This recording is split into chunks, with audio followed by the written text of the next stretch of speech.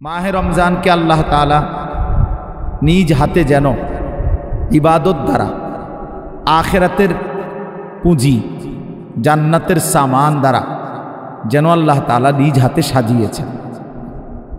ইফতার, সাহরি, রোজা, তারাবি, এতেকাফ, শবে কদর, এইভাবে আল্লাহ তাআলা রমজান মাসকে সাজিয়েছেন। রমজান মাসে আল্লাহ তাআলা রহমত, মাগফিরাত, নাজাতের ভান্ডার যেন খুলে দিয়েছেন, জান্নাতের দরজা খুলে দিয়েছেন, জাহান্নামের দরজা বন্ধ করে দিয়েছেন। সমস্ত শেকলে শয়তান দুষ্ট জিনদেরকে শেকলে বন্দী করে ফেলেছে। তার মানে চারিদিকে মাহে রমজানে যেন নেকির আয়োজন, চারিদিকে যেন ইবাদতের আয়োজন। মোমেনের দিলে দিলে, কলবে কলবে, জীবনে সব ক্ষেত্রে মোমেনের আখিরাতের এক প্রেরণা, পরকালের এক প্রেরণা মাহে রমজান। এজন্য রমজান মাসকে কদর করা, রমজানের সর্বোচ্চ কদর করা আমাদের উচিত।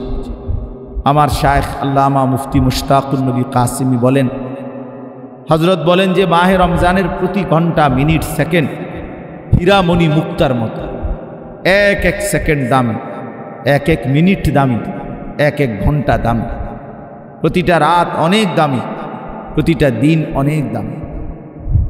সাহাবায়ে কেরামের জামানা থেকে সর্বযুগের বুজুর্গ, আল্লাহওয়ালা, ইমানওয়ালা, আমলওয়ালারা, আখিরাতের প্রত্যাশী যারা, জান্নাতের আকাঙ্ক্ষা যাদের, তারা মাহে রমজানকে আলাদাভাবে কদর করতেন। মাহে রমজানের ইবাদতের জন্য, মাহে রমজানের বন্দেগীর জন্য খুব মেহনত করতেন। পুরা রমজান জুড়ে কোরআনুল করিমের তেলাওয়াতের যেন জোয়ার বইত, কোরআনুল করিমের তেলাওয়াতের এক জোয়ার বইত।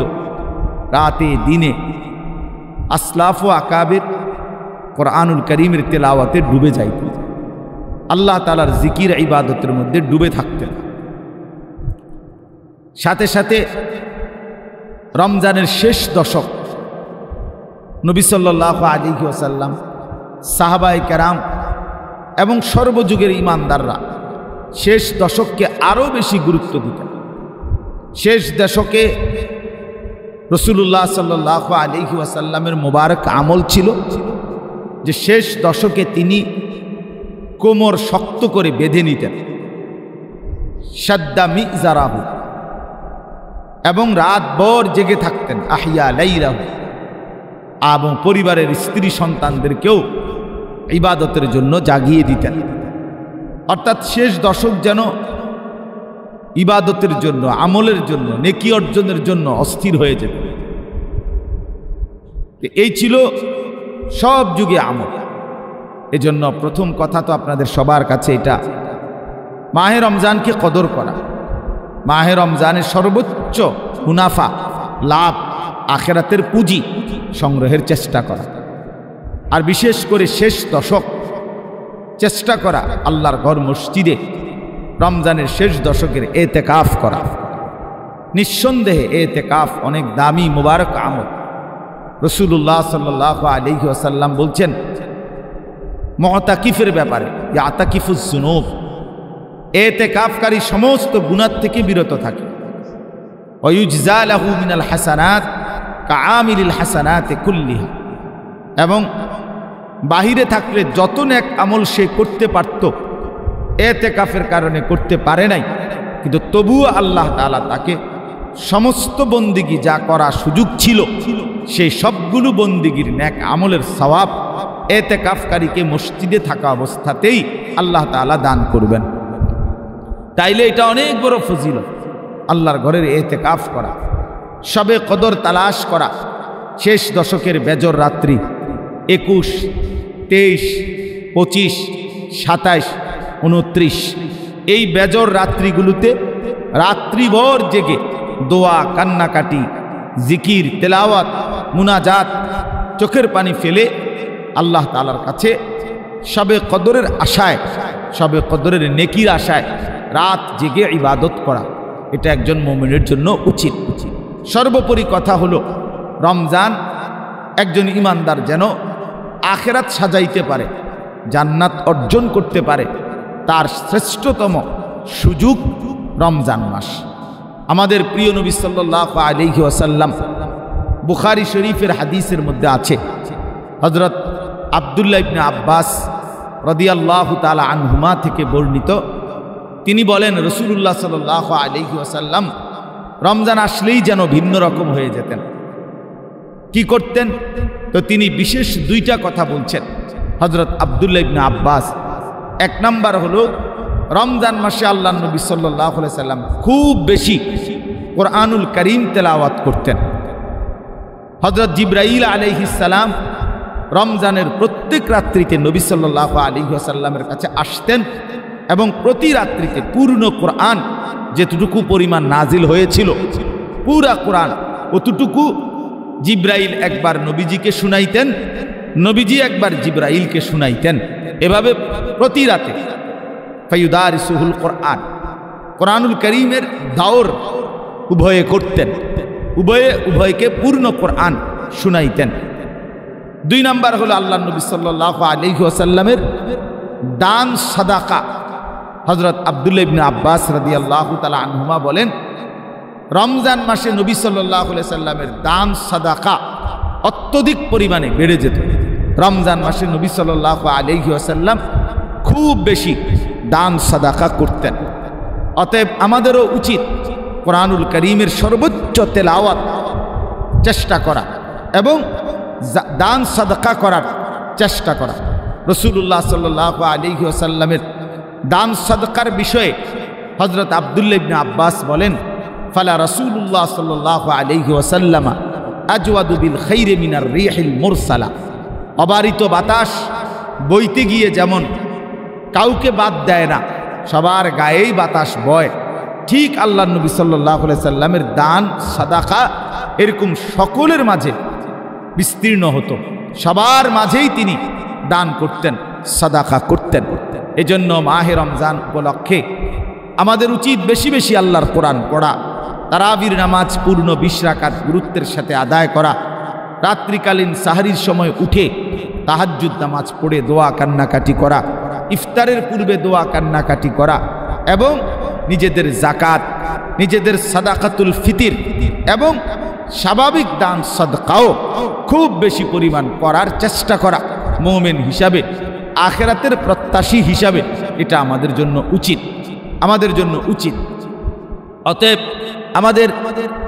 আপনাদের সবার কাছে আমরা অনুরোধ করছি আবারও মাহে রমজানকে কদর করবেন, ইবাদত আমলের মাধ্যমে মাহে রমজানকে সাজিয়ে তুলবার, আখিরাতকে সাজাবার সর্বাত্মক চেষ্টা প্রত্যেকেই করবেন ইনশাআল্লাহ।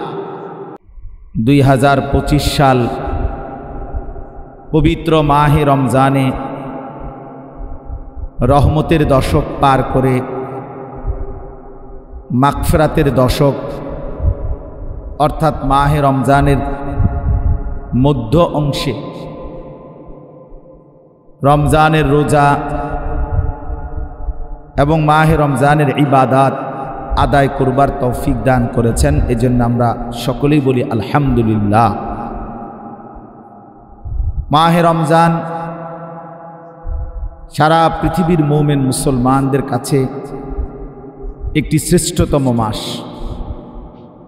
মহান আল্লাহ পাক রব্বুল আলামিন কোরআনুল কারীমের মধ্যে মাহে রমজানের কথা, রমজান মাসের নাম আল্লাহ তাআলা কোরআনুল কারীমের মধ্যে সরাসরি উল্লেখ করেছেন। শাহরু রমাদান আল্লাযী উনজিলা ফীহিল কোরআন। শাহরু রমাদান, রমজান মাস, যে মাসে আল্লাহ তাআলা কোরআন নাজিল করেছেন। যেহেতু আল্লাহ তাআলা উল্লেখ করলেন, নিঃসন্দেহে এটা দামি। রাসূলুল্লাহ সাল্লাল্লাহু আলাইহি ওয়াসাল্লাম অসংখ্য হাদিসে মাহে রমজানের বিষয়ে কথা বলেছেন। ইজা দাখালা রমাদান, ইদা জাআ রমাদান, মান সামা রমাদান, মান কামা রমাদান, এরকম বারবার আল্লাহ নবী সাল্লাল্লাহু আলাইহি ওয়াসাল্লাম রমজান এই শব্দটি নিজ হাদিসে নবী পাক সাল্লাল্লাহু আলাইহি সাল্লামের জবানে উল্লেখ করেছেন। অতএব যেই মাসের নাম আল্লাহ তাআলা উল্লেখ করেছেন, যেই মাসের নাম নবী সাল্লাল্লাহু আলাইহি ওয়াসাল্লাম উল্লেখ করেছেন, নিঃসন্দেহে তা দামি, মর্যাদাপূর্ণ, সম্মানিত।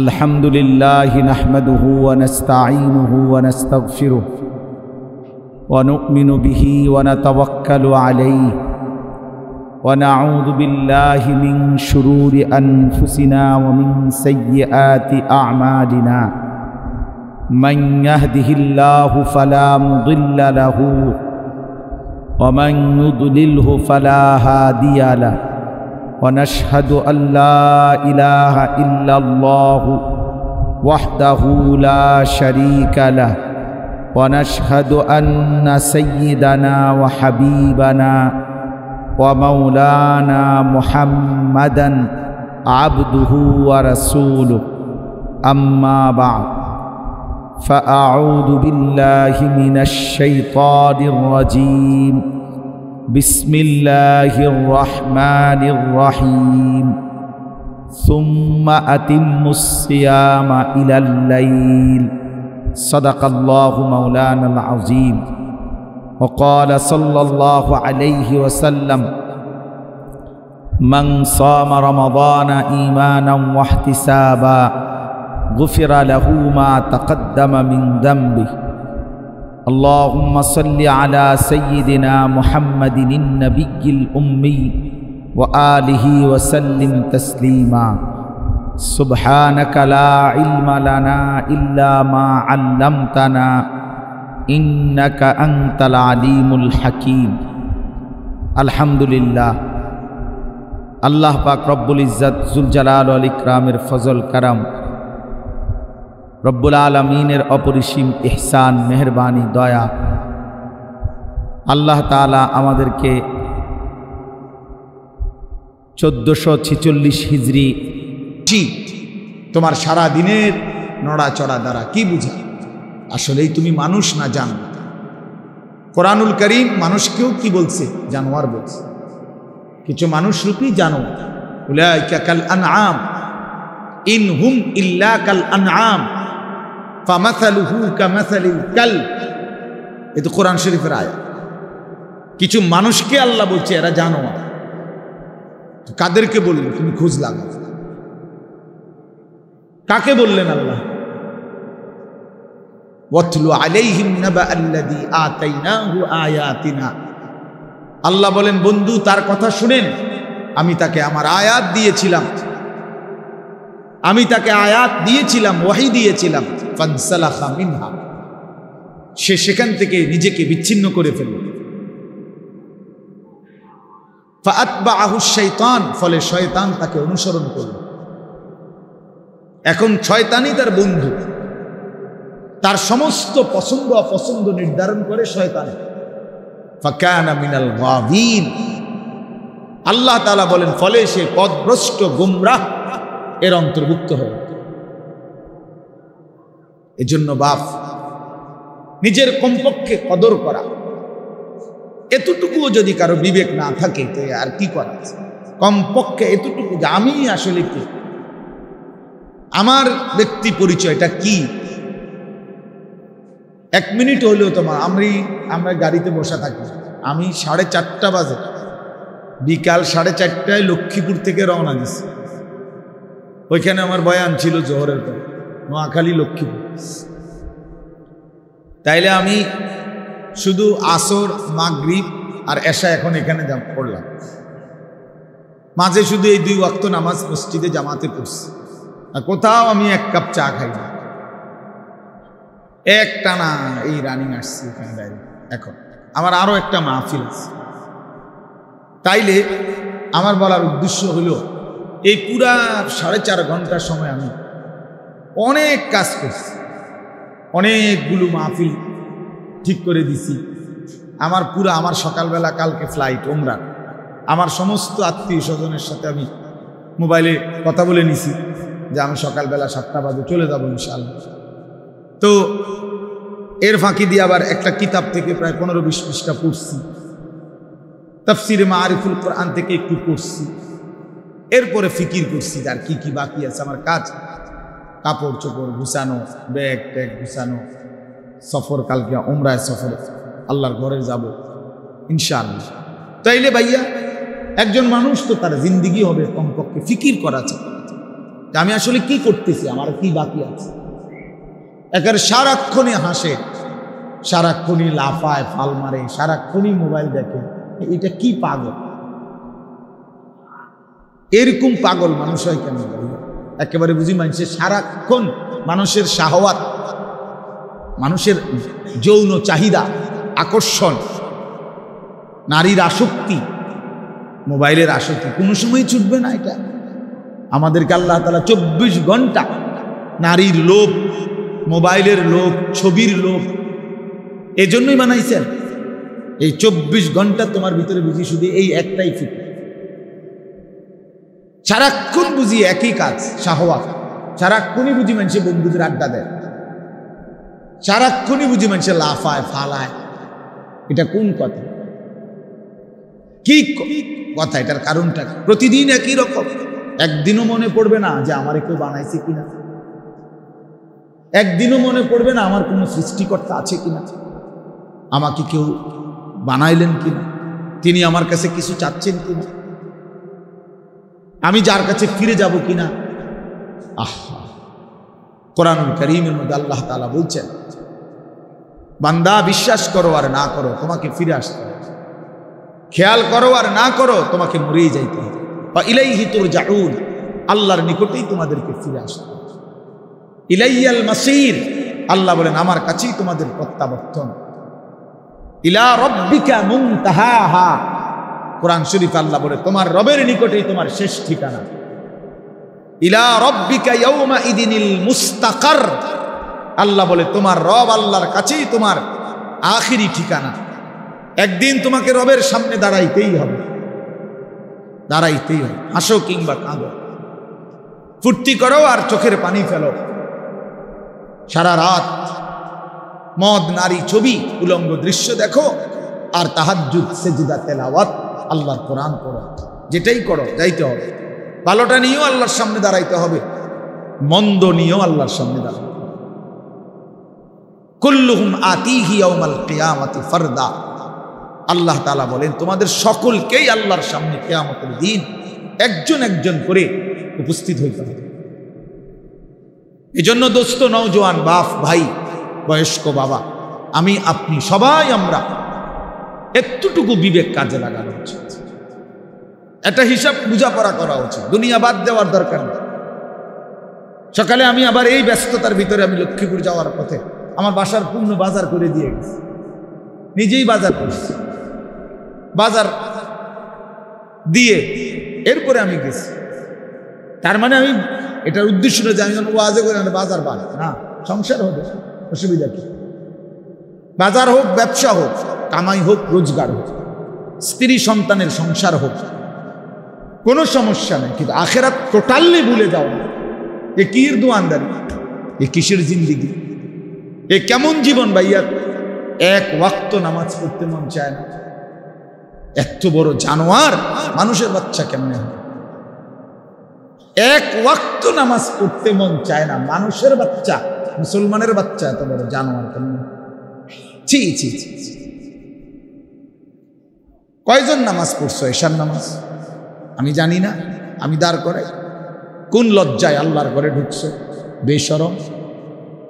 যাদের শরীর নাপাক, তোমরা বেহায়ারা, কোন লজ্জায় মসজিদে ঢুকছো? যারা ঠিকমতো পেশাব করে পানি নাও না, যারা প্রস্রাব করে টয়লেট পেপার ব্যবহার করো না, তুমি তো অসভ্য, তুমি তো অসভ্য, তুমি তো অপবিত্র, তুমি তো নাপাক। আর নাপাক কেমনে মসজিদে ঢুক? কেমনে ঢুকলা? একবার কলজা কাঁপে নাই? বিবেক জাগে নাই? এ তো আল্লাহর ঘর, এ তো রবের ঘর। বলো ভাই, কেমনে পারলাম এত বড় চোখের সামনে আল্লাহর ঘর দেখে, প্রতিনিয়ত আজান শুনে, এত ইমাম, এত আলেম, এত মুয়াজ্জিন, এত মসজিদ, এত মাদ্রাসা, এত তালিবে ইলম, এত হুজুর, এত পাঞ্জাবি টুপিওয়ালা দেখেও একটা বারো ভাবে না যে কিরে এরা কি করে, আমি কি করি, এরাও মুসলমান, আমিও মুসলমান, তাহলে আমি কি জাতের মুসলমান?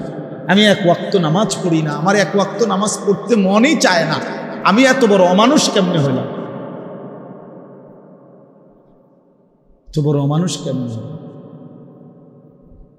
এত বড় হাইওয়ান আমি কেমনে হলাম? এতটুকু তো কমপক্ষে বোঝাপড়া করা উচিত। এত বুড়ো।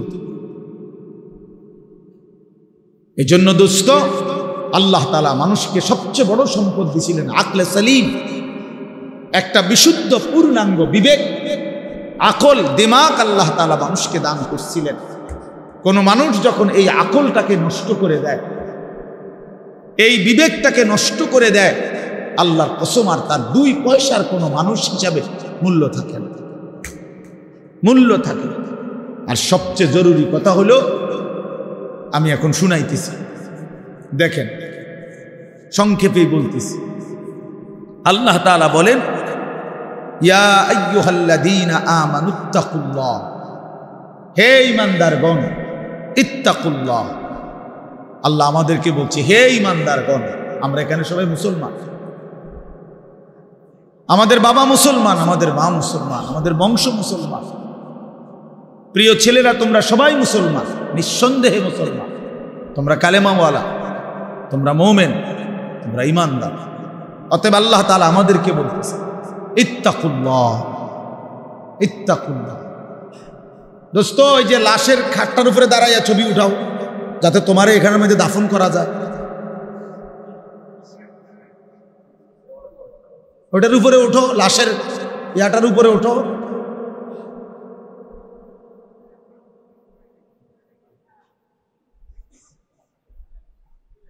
আমি ছেড়ে দেওয়ার মানুষ না, এটা সবাই জানে। আমি শক্ত মানুষ, কারণ আমি আগেই তো বলছি, বললাম না আমি জনপ্রিয়তা দিয়ে কি করি, আমি তো ইলেকশনে দাঁড়াইছি না, কাজে আমার অনেক শ্রোতা দিয়ে আমি করবো নাকি? অনেক মানুষ হয়েছে তো কি, আমার কবর রাজাব মা তো 10 লাখ মানুষ হয়েছে, তারপরে কবর রাজাব মা পামা, তাই না? এই জন্য দোস্ত, এটা ভাবা উচিত। বিবেকহীন, অনেক শক্ত মানুষের অনেক ছেলে পেলে তোমরা অব্যাহত গুনাহ এবং নাফরমানি তোমাদের কলিজা পাথর বানায় ফেলছে, তোমাদের দিল পাথর বানিয়ে ফেলছে। আল্লাহ নবী সাল্লাল্লাহু আলাইহি সাল্লাম বলছেন, একেবারে স্পষ্ট হাদিস আছে যে কিছু মানুষের অন্তর কাল কুজে মিরবাদান, মানে আমি বুঝানোর জন্য এটা দিয়ে বুঝাই এলাম আর কি। এই যে এই বোতল, এইটা এরকম উল্টানো, মানে জগ, গ্লাস, মগ। নবী সাল্লাল্লাহু আলাইহি সাল্লাম বলছে কিছু মানুষের দিল এরকম উল্টানো জগের মতো, উল্টানো মগ, উল্টানো বোতল। এখন এটা যদি এইভাবে রাখে, এবার এইখানে আটলান্টিক মহাসাগরের সমস্ত পানিও যদি ঢালে, এটা পুরবে না। কেন? এটা যে উল্টা, এটা যে উল্টানো। এবার সাগর মহাসাগরের পানিও এটা পুরবে না। এই আল্লাহ নবী সাল্লাল্লাহু আলাইহি সাল্লাম বলছেন কিছু নাফরমানের দিল এরকম উল্টানো, ফলে আর কোনো ওয়াজ, কোনো নসিহত, কোনো কোরআন, কোনো সুন্নাহ, কোনো চোখের পানি, কোনো আহাজারি, কোনো আলেমী দিন, কারো কোনো কথা ওই দিলে আর ঢুকে না। ঢুকবে কোথায়? এটা তো উল্টা, পুরাটা উল্টা, পুরাটা উল্টা। এজন্য প্রিয় নওজোয়ান, আবারও বলছি, বিবেক কাজে লাগাও। তুমি পাগল না, তুমি ছাগল না, তুমি ইনসান। তুমি গরু ছাগল না ভাইয়া, কুকুর বিড়াল না, তুমি মানুষ। আত্মমর্যাদা যার আছে, আত্মসম্মান যার আছে, তাকে সামান্যতম বললেও তার প্রেস্টিজে লাগে যে আমারে এত বড় কথা বললো। হ্যাঁ, কেন বললো? আমি এমন কাজ আমি কেন করব? যে কাজের কারণে আমি কথা শুনতে হলো? তো আল্লাহ তাআলাই তো বললেন যে তোর জীবন কুকুরের জীবন। তো এবার তো প্রেস্টিজে বাজা উচিত, আত্মসম্মানে লাগা উচিত যে হায় কি আচরণের কারণে আল্লাহ আমারে কুকুর বললেন, আমি কেন সেই আচরণ করব? আল্লাহ আমাদেরকে বুঝার তৌফিক দান করেন। তো বলতেছিলাম আল্লাহ তাআলা বলেন, হে ঈমানদারগণ, ইত্তাকুল্লাহ, তোমরা আল্লাহকে ভয় করো, তোমরা আল্লাহকে ভয় করো, আল্লাহকে ভয় করো। কোরআনুল কারীমের মধ্যে আল্লাহ তাআলা একজন ঈমানদারের কাছে সবচেয়ে বেশি চেয়েছেন যে জিনিসটা, সেটা হলো এই তাকওয়া, আল্লাহর ভয়। আল্লাহ তাআলা বলছে, তুমি যেহেতু মুমিন, তুমি যেহেতু বললা বান্দা লা ইলাহা ইল্লাল্লাহ, তুমি যেহেতু বললা মুহাম্মাদুর রাসূলুল্লাহ সাল্লাল্লাহু আলাইহি ওয়াসাল্লাম, তুমিই বলছো, তুমি মুসলমান, তুমি নিজের হাতে লিখছো তোমার ধর্ম ইসলাম, তুমি কালেমা উচ্চারণ করেছ, তুমি রসুলকে সাক্ষী দিয়েছ, তাইলে তুমি যেহেতু বললা, এই জন্য আমি আল্লাহ তোমাদেরকে বিশেষভাবে বলতেছি, ইত্তাকুল্লাহ, তোমরা আল্লাহকে ভয় করো, তোমরা আল্লাহকে ভয় করো। ও ভয় করে না কেন? ও তো হিন্দু। ও ভয় করে না কেন? ও তো ইহুদি। ও ভয় করে না কেন? ও তো খ্রিস্টান, ও তো নাস্তিক, ও তো মুরতাদ, ও তো আল্লাহদ্রোহী, সে তো আল্লাহকে স্বীকারই করে না, তার আবার ভয়ের কি আছে? কিন্তু তুমি তো মুমিন, আল্লাহ বলেন তুমি তো ঈমানদার, অতএব তুমি আল্লাহকে ভয় করো, তুমি আল্লাহকে ভয় করো।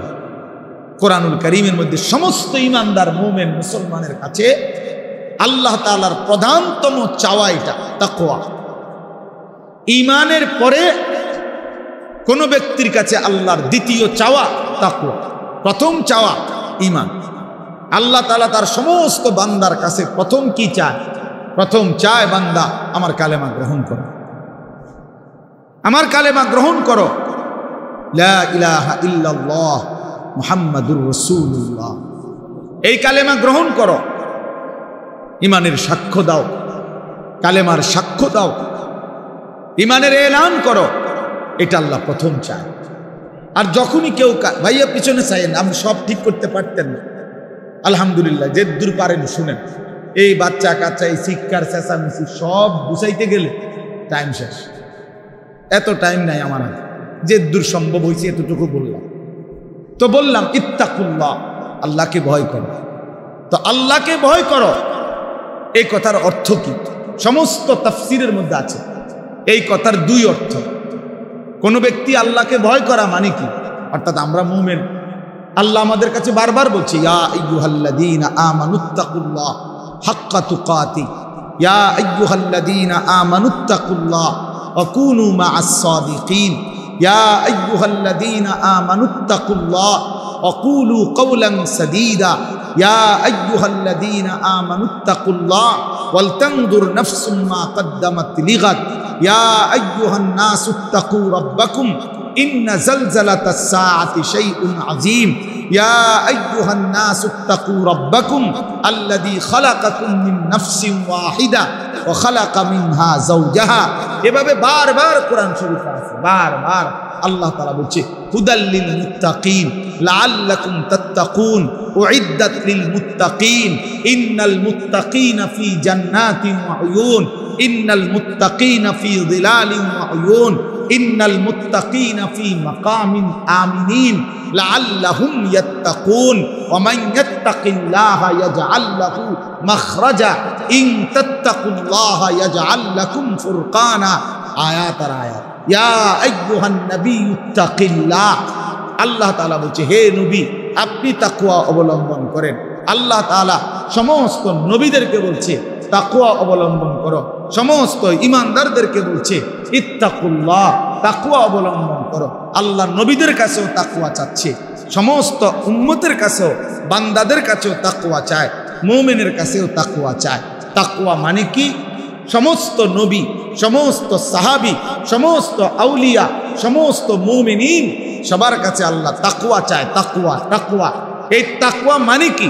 তাকওয়া মানে দুই কথা, তারকুল মুনকারাত, ফি'লুল খায়রাত, সমস্ত গুনাহ ছেড়ে দেওয়া, সমস্ত আদেশ পালন করো। খালাস। আল্লাহ তাআলা বলেন গুনাহ ছেড়ে দাও, ইত্তাকুল্লাহ, আদেশ পালন করো, ইত্তাকুল্লাহ। আমি তোমারে মানাইছি বান্দা, তুমি বলছো দেখে আমি তোমারে বলছি।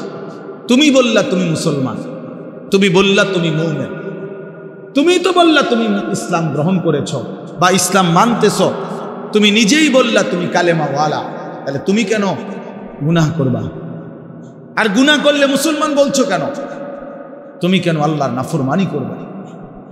এজন্য বাপ আল্লাহ তাআলা বলেন ইয়া আইয়ুহাল্লাযীনা আমানুত্তাকুল্লাহ, হে ঈমানদারগণ আল্লাহকে ভয় করো। এই আল্লাহকে ভয় করা মানে এই দুই জিনিস, যে গুনাহ বর্জন করে সে আল্লাহকে ভয় করে, যে আদেশ পালন করে সে আল্লাহকে ভয়। কোনো মিথ্যুক আল্লাহকে ভয় করে না, কোনো সুদখোর আল্লাহকে ভয় করে না, কোনো ঘুষখোর আল্লাহকে ভয় করে না, কোনো মদখোর নেশাখোর আল্লাহকে ভয় করে না, কোনো জুয়ারি আল্লাহকে ভয় করে না, কোনো বেহায়া বেপর্দা নারী আল্লাহকে ভয় করে না, কোনো চরিত্রহীন লম্পট দুশ্চরিত্র আল্লাহকে ভয় করে না।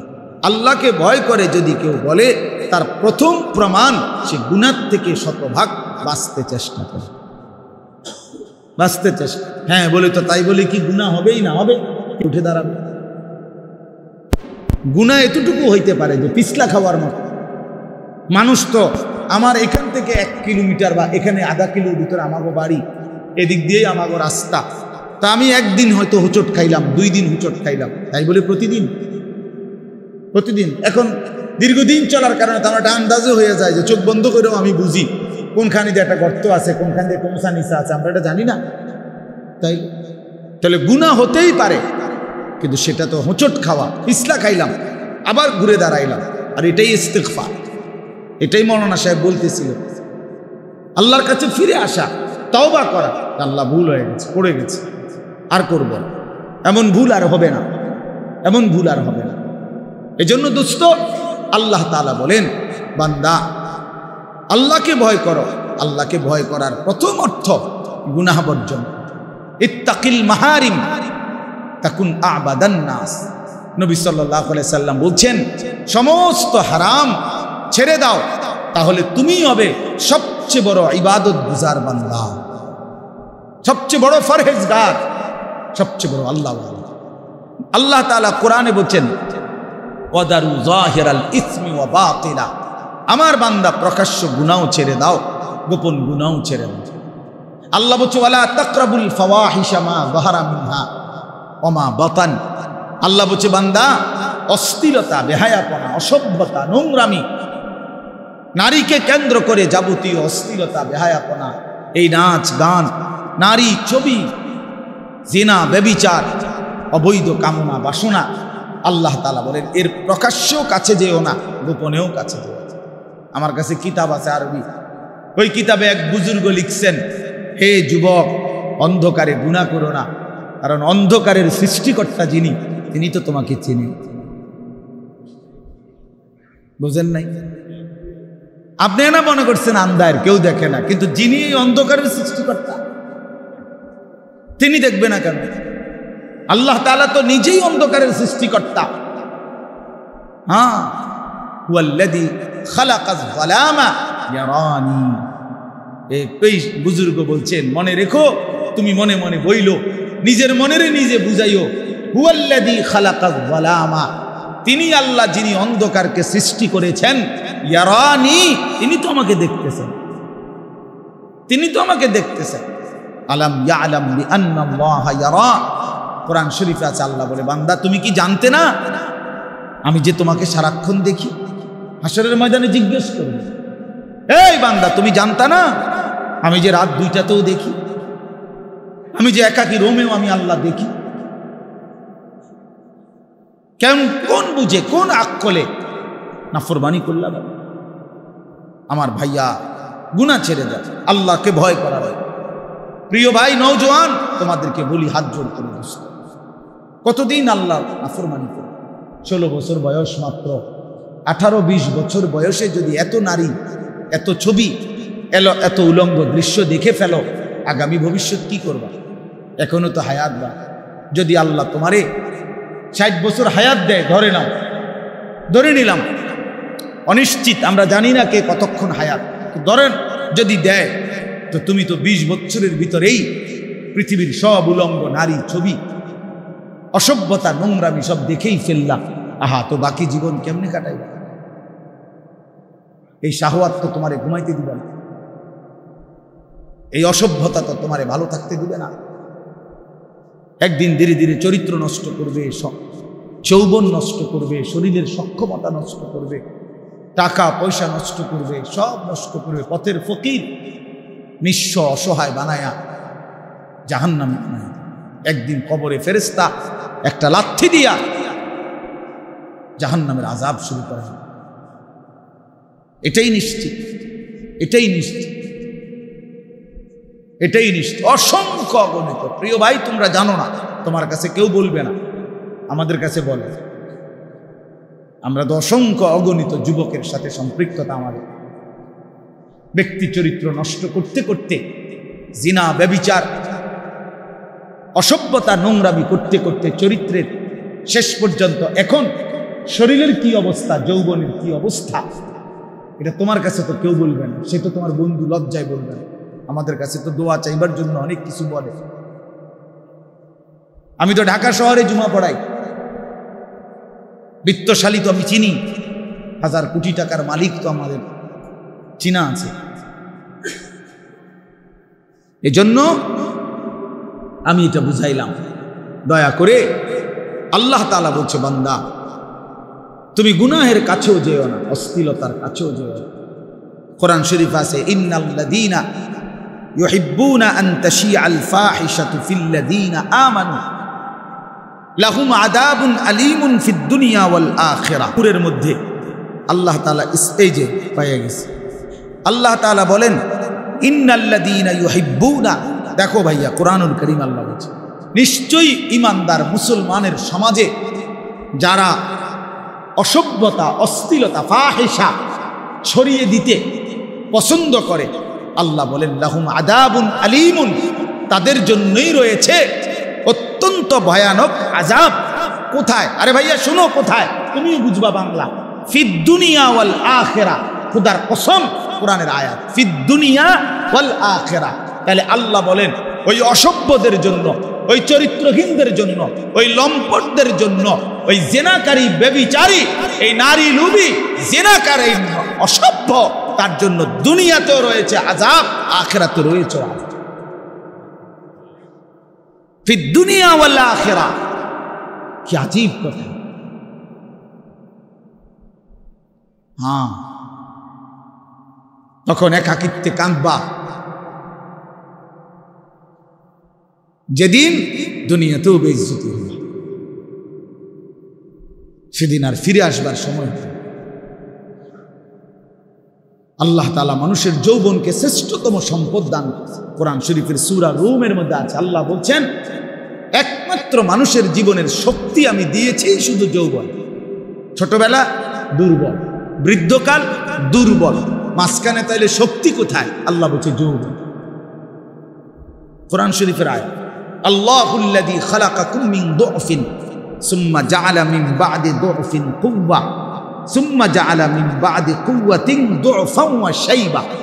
আল্লাহ বলেন আমি মানুষকে সৃষ্টি করেছি প্রথমত ছোটবেলায় দুর্বল, এরপরে বয়স যৌবনকালে দিয়েছি শক্তি, কুওয়াত, আবার যৌবন শেষে বৃদ্ধকালে দিয়েছি দুফ, দুর্বলতা, ওয়া শাইবা, এবং বৃদ্ধকালে। এজন্য আল্লাহ তাআলা বলেন শক্তি তো আমি দিয়েছিলাম যৌবনে, সক্ষমতা দিয়েছিলাম।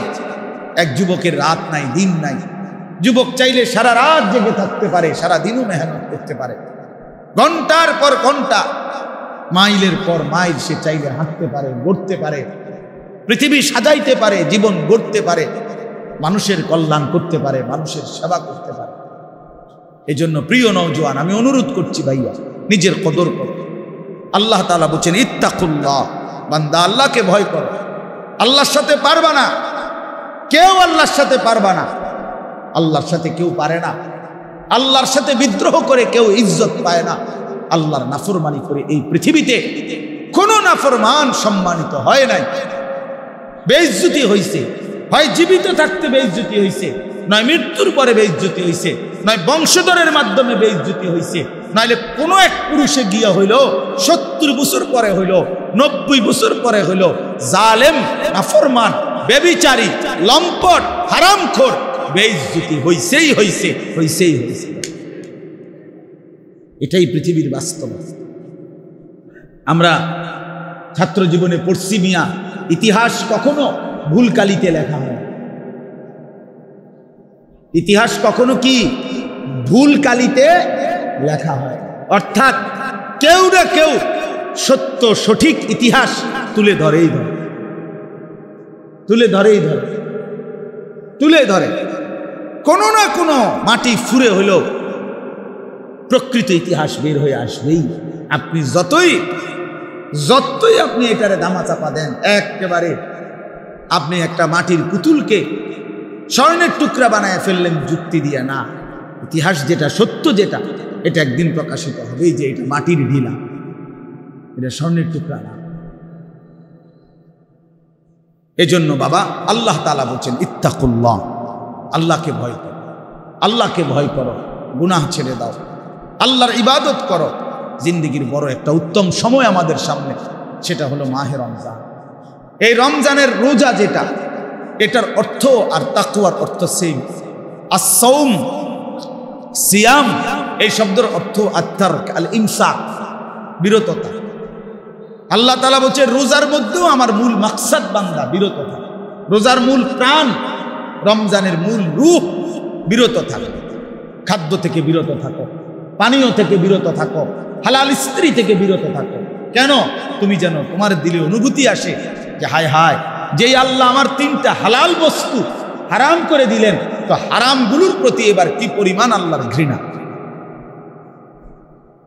কি পরিমাণ ঘৃণা। এজন্য রমজানের মধ্যে, রোজার মধ্যে মূল সবক তরক, ছেড়ে দেওয়া, ছেড়ে দেওয়া। এজন্য নবী সাল্লাল্লাহু আলাইহি সাল্লাম বলছেন মান লাম ইয়াদা কাওলা যুর ওয়াল আমালা বিহি ফালাইসা লিল্লাহি হাজাতুন আন ইয়াদা তাআমাহু ওয়া শারাবা। আল্লাহ তাআলা বলেন যে ব্যক্তি রমজানে রোজা রেখে মিথ্যা বলা, মিথ্যা আচরণ, নাফরমানি আচরণ ছাড়তে পারে নাই, খোদার কসম নবীজি বলছে ওই নাফরমান খাদ্য এবং পানীয় থেকে উপাস থাকার কোনো প্রয়োজন আল্লাহর নাই। যা বেটা তুই, আল্লাহ বলেন মিথ্যাই যেহেতু ছাড়লি না, মোবাইলের নারী যেহেতু ছাড়তে পারলি না, সুদখোর তুই সুদে যেহেতু ছাড়লি না, বেপর্দা নারী, বেহায়া নারী তুই যেহেতু পর্দাই করতে পারলি না, তোর আর উপাস থাকার দরকার নেই, ভাতে খা, সকালের নাস্তাও কর, দুপুরের খাবারও খা, লাগবে না, তোর রোজা দিয়ে আমি করুন। ফালাইসা লিল্লাহি হাজাতুন, সরাসরি হাদিস, আল্লাহর কোনো প্রয়োজন নাই। আল্লাহ কি অভাবের কারণে যে আমার ভাতের শর্ট পড়ে গেছে এই জন্য 1 মাস আমার খাবারের শর্ট, এই জন্য আল্লাহ তাআলা খানা কমাই দিছে? তাই নবী সাল্লাল্লাহু আলাইহি সাল্লাম বলছেন কাম মিন সাইমিন লাইসা লাহু মিন সিয়ামিহি ইল্লাল জু'। নবীজি বলেন হায় আফসোস, কত রোজাদার আছে এমন রোজা যাদের রোজা শুধুই কিছুক্ষণের ক্ষুধার্ত থাকা ছাড়া আর কোনো অর্জন নেই, আর কোনো অর্জন নেই। আগের মতোই সুদ খাচ্ছে, ঘুষ খাইতেছে, মিথ্যা বলতেছে, টেলিভিশন দেখতেছে, নাটক সিনেমা দেখতেছে, মোবাইলের অশ্লীল ছবি দেখতেছে, মহিলা বাজারে বাজারে বেপর্দা ঘুরতেছে, জুতা কিনে, শাড়ি কিনে, গহনা কিনে, 3 পিস কিনে, এমনি কয় রোজা রাখছে। কিত্তেন রোজা রাখছে না? আপনি বাতে না খাইবেন, রোজা রাখছেন কিত্তেন? কিসের রোজা রাখছেন?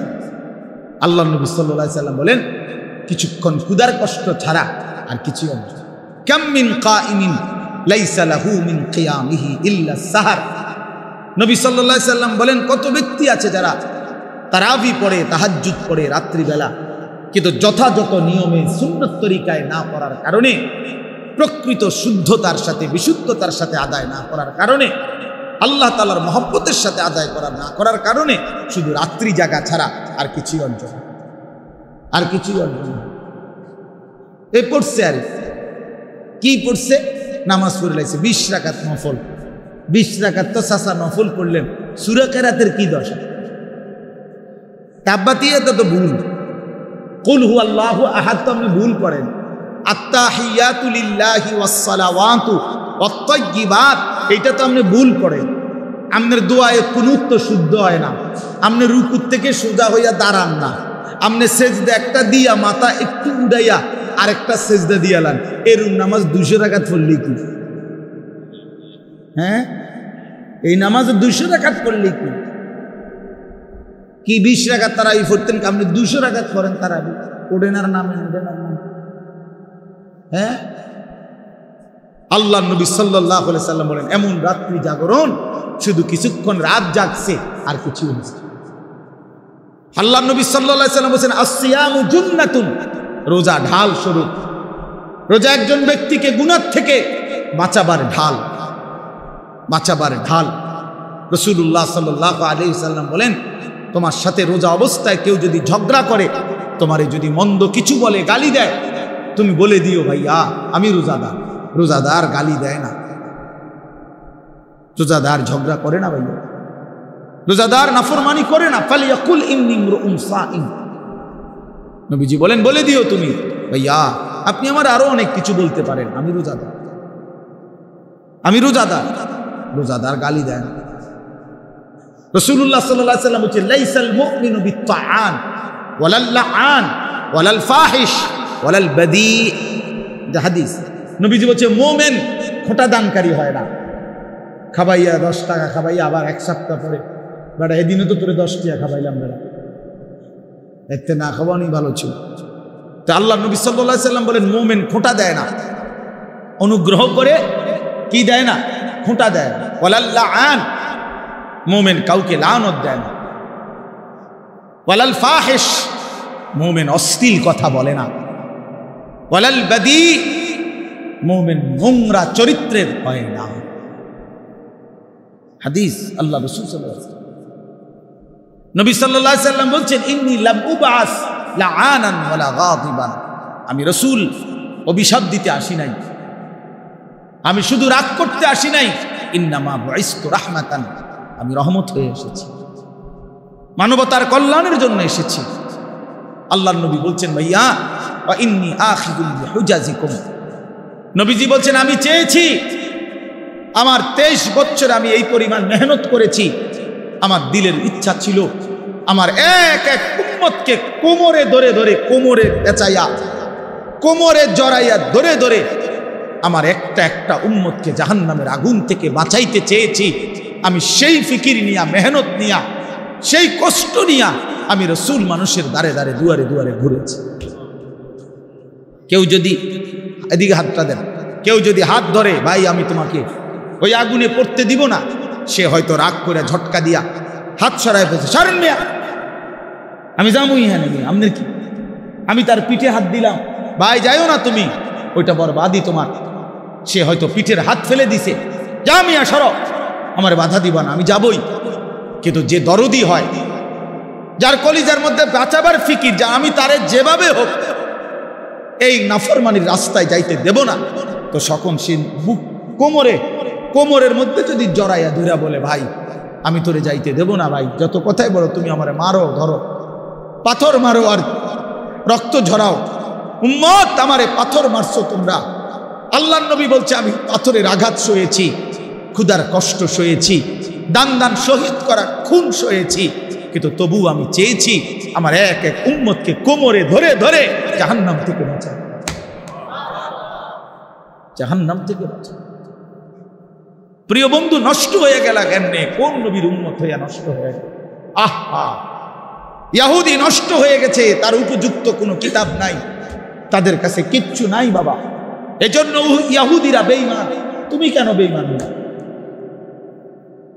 আরে খ্রিস্টানের কাছে কোনো আসমানি কিতাব নাই। এই গোটা পৃথিবীর যত খ্রিস্টান ইউরোপের, তাদের কাছে কোনো আসমানি কিতাব নাই, আল্লাহর কসম নাই। আমি খোলামেলা বললাম, এই যে সব তো রেকর্ড হয়। কোন হিন্দুর কাছে কোনো আসমানি কিতাব নাই, কোন ইহুদির কাছে কোনো আসমানি কিতাব নাই, কোন খ্রিস্টানের কাছে কোনো আসমানি কিতাব নাই, কোন বৌদ্ধের কাছে কোনো আসমানি কিতাব নাই, কিন্তু আমাদের কাছে তো আসমানি হুবহু কিতাব আছে। তুমি নষ্ট হইয়া গেলা কেমনে বাপ? ইহুদি নষ্ট হইবার তো যুক্তি আছে, তার কাছে তো নাই কিছু। খ্রিস্টান নষ্ট হয়ে যাওয়ার তো যুক্তি আছে, তো মুসলমানের বাচ্চা তুমি নষ্ট হয়ে গেল। মুসলমান এত বড় চরিত্রহীন হয় কেন? মুসলমানের ঘরে জন্ম নিয়ে এত নারী দেখে কেমনে, এত ছবি দেখে কেমনে, এত উলঙ্গ দৃশ্য দেখে কেমনে? মায়ের পবিত্র মুসলমান মায়ের দুধ খাইয়া একটা সেজদাও দিতে চাও না, এক ওয়াক্ত নামাজ পড়তে মন চায় না, তুই মারে এত বড় অপমান কেমনে করলি? মুসলমান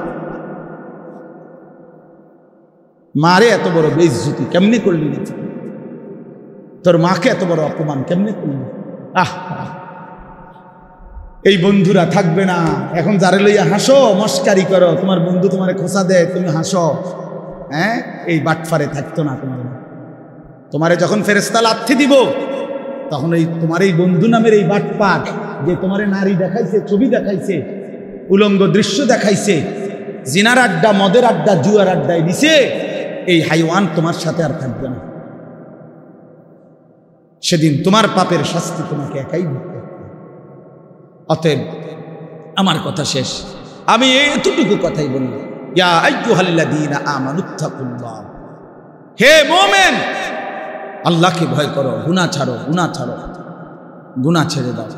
ওয়াল তানজুর নাফসুম মা কদ্দামাত লিগাদ, আজকের দুনিয়ার প্রতি ঘন্টা মিনিট, দুনিয়ার প্রতিটা হায়াত থেকে হিসাব করো আগামীকালকের আখিরাতের জন্য আজকে দুনিয়া থেকে কি পাঠাইছো, কি পাঠিয়েছ। ওয়াত্তাকুল্লাহ, আল্লাহ বলেন, আবারও বলছি বান্দা আল্লাহকে ভয় করো। ইন্নাল্লাহা খাবীরুম বিমা তা'মালুন, আল্লাহ কিন্তু তোমাদের সব কিছুর খবর রাখছেন। অতএব দোস্ত আমার, বন্ধু আমার, আজ আমি এতটুকু কথাই বললাম। মাহে রমজানকে সামনে রেখে 1 জন, 2 জন, 10 জন, 5 জন, 20 জন, 50 জন যুবক অথবা তোমরা সকলেই যার বিবেক আছে, তুমি ফিরে আসো, গুনার রাস্তা ছেড়ে দাও বাবা, অশ্লীলতার রাস্তা ছেড়ে দাও, অসভ্যতার এই রাস্তা ছেড়ে দাও। এই নারী ছবি, এই মদ জুয়া, এই অশ্লীলতা, মোবাইলের এই 24 ঘন্টার আসক্তি খোদার কসম সুখ দেয় না, অতৃপ্তি বাড়ায়, অতৃপ্তি বাড়ায়, বারবার দেখতে মন চায়, সারাক্ষণ আরো নারী, আরো ছবি, আরো জিনা, আরো বেবিচার, নেশা বাড়ায়, বারবার তোমারে তৃপ্ত করবে না, সুখ দিবে না। তোমরা যাদের চুল, বাবা তুমি মুসলমান, আরেকবার আমার অনুরোধ রাখো, তুমি তো মুসলমানের ঘরে জন্ম নিয়েছো, তুমি ইহুদির বাচ্চা না, ইহুদির মতো চুল রাখলা। তুমি তো কাফেরের বাচ্চা না, তুমি তো ইমানদারের বাচ্চা। তোমার বাপকে কেন তোমার অপছন্দ হইল? ইহুদি বেঈমানকে কেন পছন্দ হইল? তুমি তোমার বংশধরকে, তোমার এলাকার কোন আলেমে দ্বীনকে অপছন্দ করলা কেন? মুশরিককে, মুরতাদকে পছন্দ করলা কেন? কাদের মতো তোমরা চুল রাখছো? কি বুঝে চুল রাখছো? গুলের মধ্যে সুন্দর, পৃথিবীতে পুরুষ চুলের ফ্যাশন অথবা চুলের সৌন্দর্যের উপরে আলাদা পুরুষের কোনো বিশেষত্ব, এটা পৃথিবীর কোনো বইতে নাই, কোরআন হাদিস না, মানে জেনারেল লাইনেও এরকম কোনো কথা নাই, কোনো বইতে কথা নাই যে একজন পুরুষের সৌন্দর্য তার চুল, এটা পৃথিবীর কোনো কিতাবে না, বইতে না। তো নারীর সৌন্দর্য চুল, মহিলাদের লম্বা চুলের একটা কি আছে, সৌন্দর্য আলাদা আছে, বিশেষত্ব আছে। কিন্তু পুরুষ সে চুল নিয়ে বিভিন্ন রকমের ফ্যাশন করবে, একবার এদিকে, একবার ওইদিকে, একবার ঝাঁকড়া, এইটা একার পুরা প্রতিবন্ধী ছাড়া, পাগল মাতাল ছাড়া আর কেন সুস্থ মানুষের কাজ হইতে।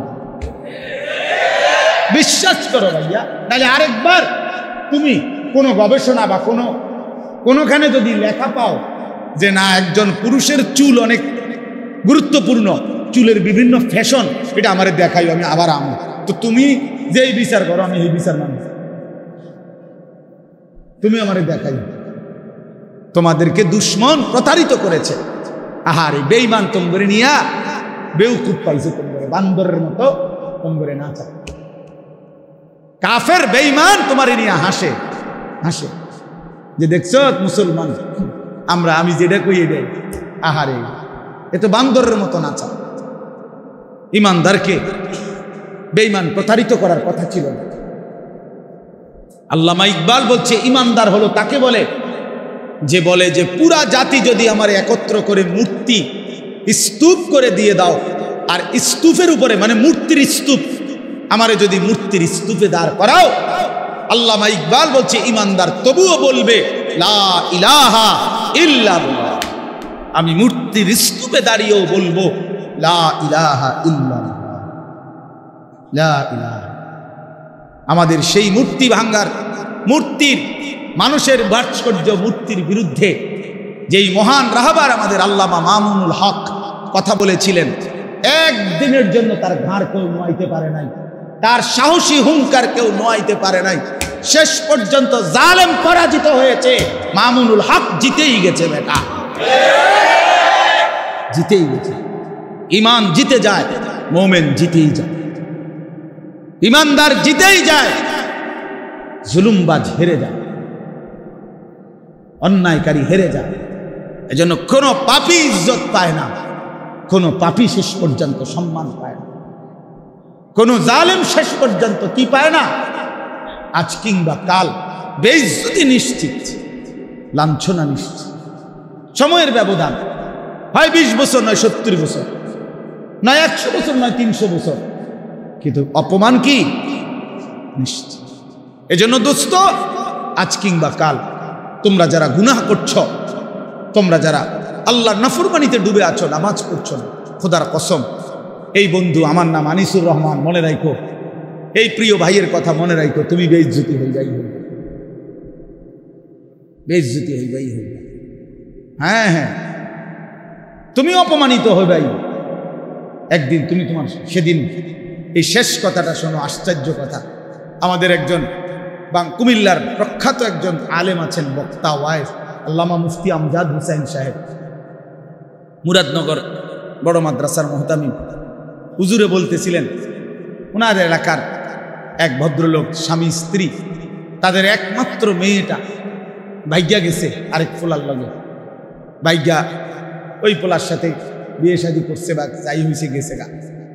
মা বাবা কাঁদতেছে দিন রাত, থানা পুলিশ মামলা, বহুত হই হুল্লুর করতেছে, কলিজার টুকরে একমাত্র সন্তান মেয়ে। তো ওই মেয়েটা কিছুদিনের পরে বাবার কাছে, বাবা মার কাছে একটা চিঠি পাঠাইছে। এই মেয়ে, ওই বাবা মার চিঠির মধ্যে লিখছে মেয়ে বাবা মাকে লক্ষ্য করে যে, প্রিয় মা বাবা, আপনারা কেন এমন দৌড়ঝাঁপ করছেন? যেই কাজটি আপনারাই ইতিপূর্বে করেছিলেন আমি জানি, আমি তো সেই কাজটাই করেছি। অতএব এর জন্য আপনারা এই আচরণ করাটা তো মানায় না। অর্থাৎ আপনারাও তো দুজন ভাগ্যেই বিয়ে করছে, খোদার কসম। তাইলে কার হাতে বেইজ্জতি হলো? আপন সন্তান। কার হাতে? আপন সন্তান। তার মানে বেইজ্জতি নিশ্চিত, অপমান নিশ্চিত, অপমান নিশ্চিত। অতএব প্রিয় ভাই, প্রিয় বাবা, গুনাহ ছেড়ে দেন। রমজানকে সামনে রেখে ইনশাআল্লাহ গুনাহ মুক্ত আল্লাহর ইবাদতে মগ্ন থেকে একটা পূর্ণ মাস যদি আমরা ইবাদত করি, ইনশাআল্লাহ আমাদের জীবন সুন্দর হবে, আখিরাত সুন্দর হবে। আল্লাহ তাআলা তৌফিক দান করেন, কবুল করেন।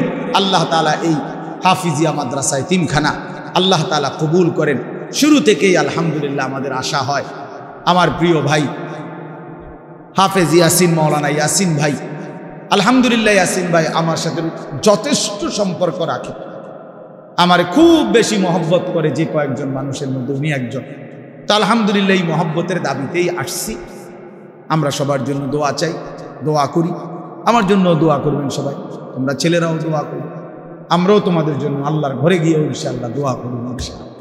আল্লাহ তোমাদের দিন দান করো।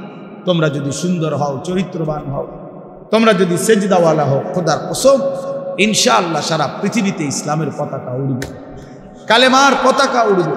আগামীর ইসলাম তোমাদের দিকে তাকায় আছে, মজলুম মা তোমার দিকে তাকায় আছে, মজলুম বোন তোমার দিকে তাকায় আছে, নির্যাতিত সন্তান আহাজারি করছে, আহাজারি করছে সারা পৃথিবীতে। অতএব ইনশাআল্লাহ কিশোর নওজোয়ান যদি হিম্মত করে, ইসলামের বিজয় হবেই ইনশাআল্লাহ। আল্লাহ তাআলা তোমাদেরকে হিম্মত দান করেন, আল্লাহ তাআলা কবুল করে নেন। আমি 2টা মিনিট সবাই মিলে, আমার কথা হইল এই ইন্তজামের যেন বরকত থাকে। মাদ্রাসার এতিমখানা বাচ্চা আছে। আলি মুহাম্মদ কামা সাল্লাইতা আলা ইব্রাহিম ওয়া আলা আলি ইব্রাহিম ইন্নাকা হামিদুম মাজিদ। আল্লাহুম্মা বারিক আলা মুহাম্মাদিন ওয়া আলা আলি মুহাম্মাদ কামা বারাকতা আলা ইব্রাহিম ওয়া আলা আলি ইব্রাহিম ইন্নাকা হামিদুম মাজিদ। করিমপুর জামিয়ার উদ্যোগে আয়োজিত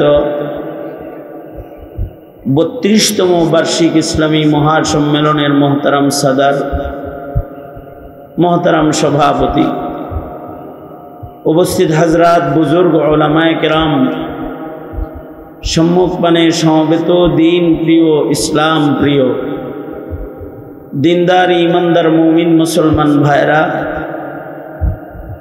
পর্দার আড়াল থেকে আলোচনায় শামিল মা বোনেরা, বিশ্বজগতের মালিক, বিশ্ব প্রতিপালকের বিশ্ব দরবারে কালিমাত শকর যে মহান রব্বুল আলামিন দয়া করে, মায়া করে, ভালোবেসে উম্মতের যোগ্য বুজুর্গ আকাবির উলামাদের মজলিসে আমাদেরকে আল্লাহ তাআলা শামিল হওয়ার তৌফিক দান করেছেন। এজন্যে কালিমাত শকর পড়ি, শুকরিয়া আদায় করি, জবান খুলে ভক্তি ভরে সমস্বরে আওয়াজ করে মোহাব্বতের সাথে বলুন আলহামদুলিল্লাহ। এত সময় পর্যন্ত কিমতি কিছু কথা বন্ধুবর মজলুম আলেমে দ্বীন আল্লামা মুফতি সাখাওয়াত হুসেন রাজি দামাত বরকাতুহুম বলেছেন। ওনার আগেও মুরব্বীরা কথা বলেছেন।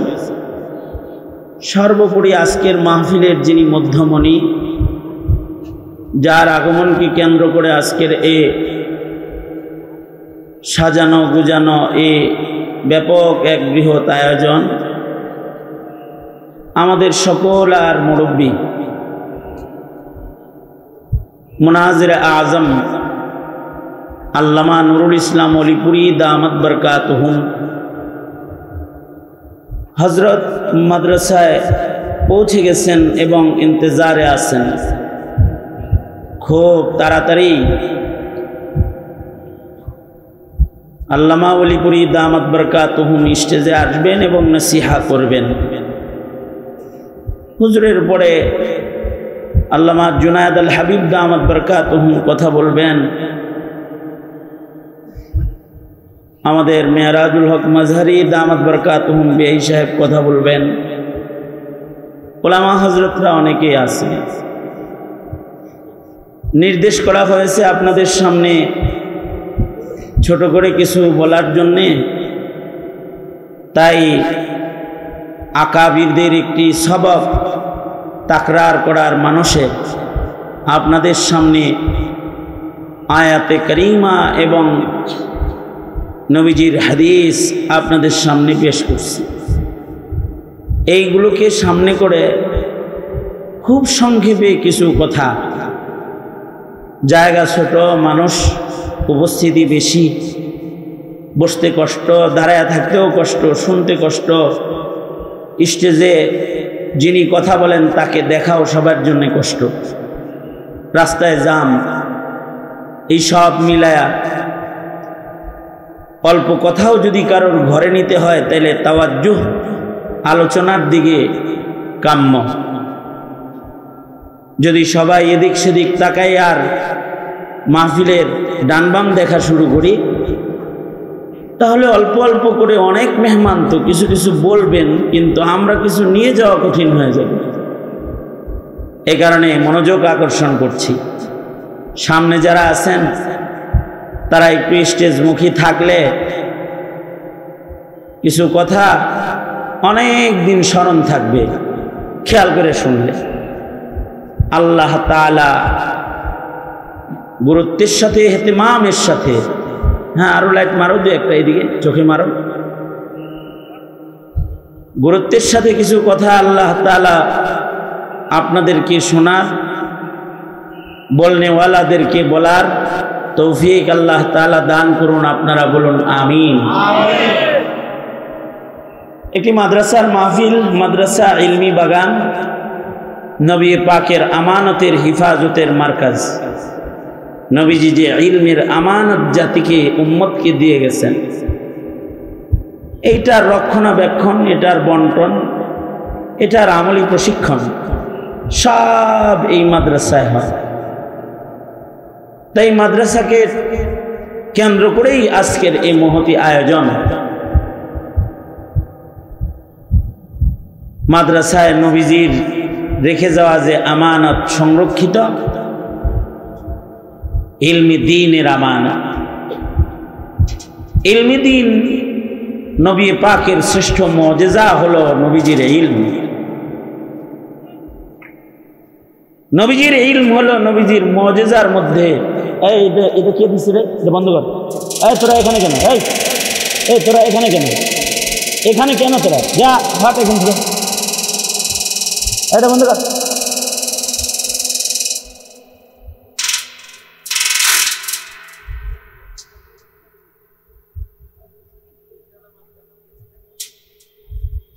আমি এটা বন্ধ করতে এতক্ষণ লাগে? বন্ধ করে দাও।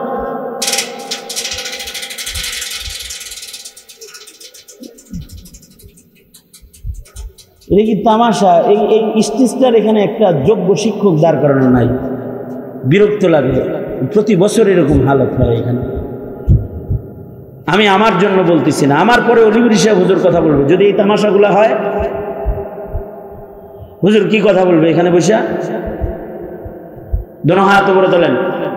এই তাড়াতাড়ি বের হয়, তাড়াতাড়ি বাইরে এখান থেকে, তাড়াতাড়ি বের হয়। আরো যারা বের হবি তারা বের হয় এখান থেকে, বের।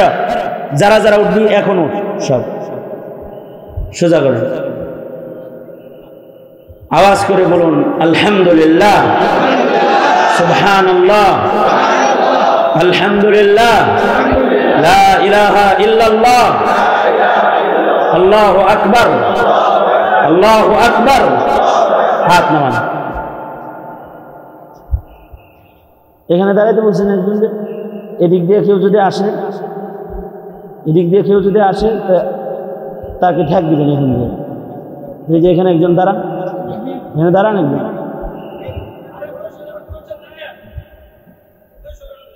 এই আমরা সরাই নিতে, হ্যাঁ হ্যাঁ ডিস্টার্ব হইতেছে। তো মুহতারাম হাজরিন,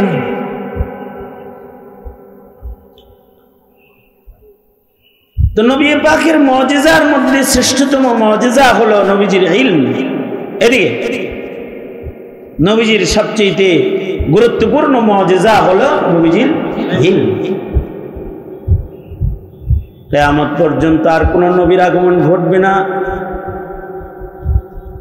আমার নবী সাইয়্যিদুল মুরসালিন, নবীর খাতমে নবুওয়াত, নবী পাকের নবুওয়াতের হিফাজত কিয়ামত পর্যন্ত হবে, ইলমি দ্বীনের মাধ্যমে হবে। নতুন কোনো পয়গম্বর আসবে না। আমাদের নবীর নবুওয়াত কিয়ামত পর্যন্ত চলবে জমিনে। যেই দৌলতের মাধ্যমে চলবে তার নাম ইলমি দ্বীন। নবীজি কিয়ামত পর্যন্ত উম্মতকে হিদায়াতের পথে চলার জন্য ইলমের আমানত দিয়েছেন। নবীজি গ্যারান্টি দিয়ে বলে গেছেন, যারা আমার ছেড়ে যাওয়া ইলমি দ্বীনের উপরে পরিচালিত হবে তারা হিদায়াতের পথ পাবে, তারা জান্নাত পর্যন্ত পৌঁছবে। আর যারা আমার ইলমের নূর থেকে দূরে চলে যাবে তারা কিন্তু গুমরাহ হয়ে যাবে। এটা আল্লাহ পাকের এলান। এ কারণে আল্লাহ পাক এই ইলমের হেফাজতের জিম্মাদারি হাবিবের সম্মানে, হাবিবের রেখে যাওয়া ইলম হেফাজতের জিম্মাদার আল্লাহ তাআলা নিজে হইছেন। আমাদের নবীজির পূর্বে যত নবী আসছে তাদের ইলম হেফাজত হয় নাই, কিন্তু আমাদের নবীজির রেখে যাওয়া ইলম হেফাজত হবে কিয়ামত পর্যন্ত। ইন্না নাহনু নাযালনা যিকরা ওয়া ইন্না লাহু লাহাফিজুন। হেফাজত করবেন কে? আওয়াজ করে বলুন, হেফাজত করবেন কে? আল্লাহ তাআলা নিজেই হেফাজত করবেন। আমাদের নবীজির ইলম যেটা হেফাজত হবে, আমাদের নবীজির ছেড়ে যাওয়া ইলমের একটা গুরুত্বপূর্ণ দিক হলো নবীজির ইলম এত ব্যাপক যে নবীজির একটা কথাও উম্মত যদি কারোর কাছে পৌঁছে দেয় তো উম্মত হিদায়াতের পথ পেয়ে যাবে। এ কারণে আল্লাহর রাসূল বলেন,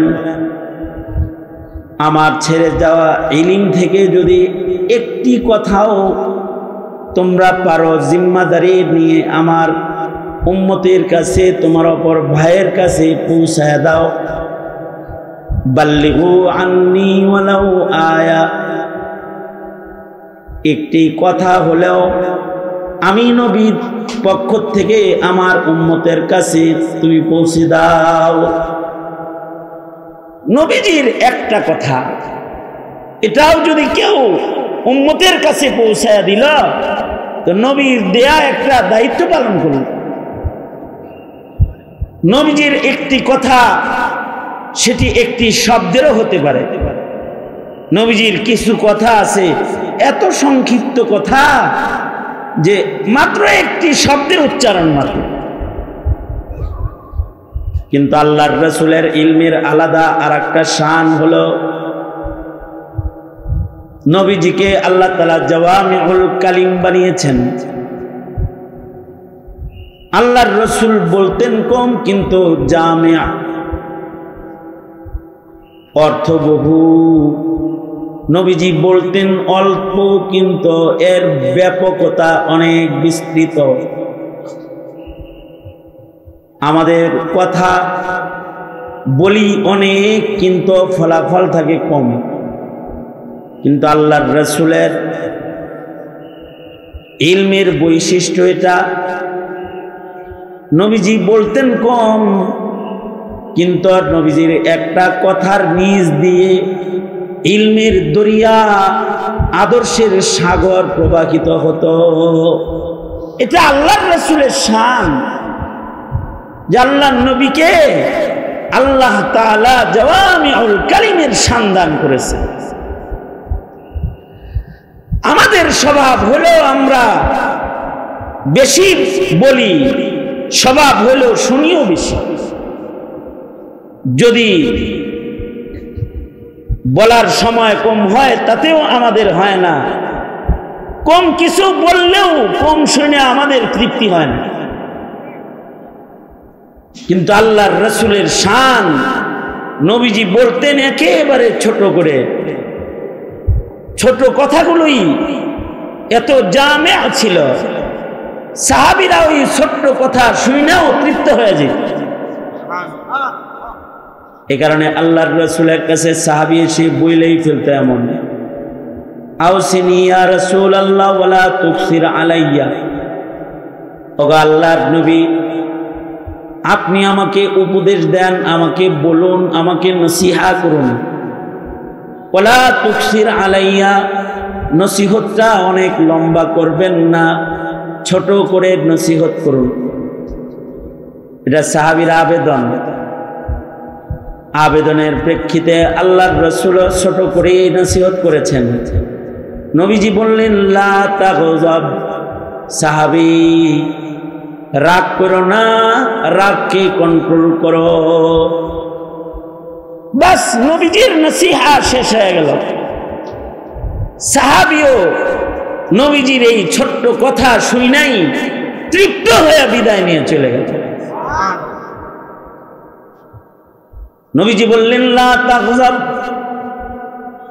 এতটুকুন হলো নসিহা। লা তাগযাব, সাহাবী নবীজির ছোট্ট নসিহতে তৃপ্ত হয়ে চলে গেল। নবীজির এই ছোট্ট কথার ভেতরে কত নসিহা আছে। নবীজির এই ছোট্ট কথাটা এত ব্যাপক, কেউ যদি তার রাগকে শুধু কন্ট্রোল করে তাহলে তার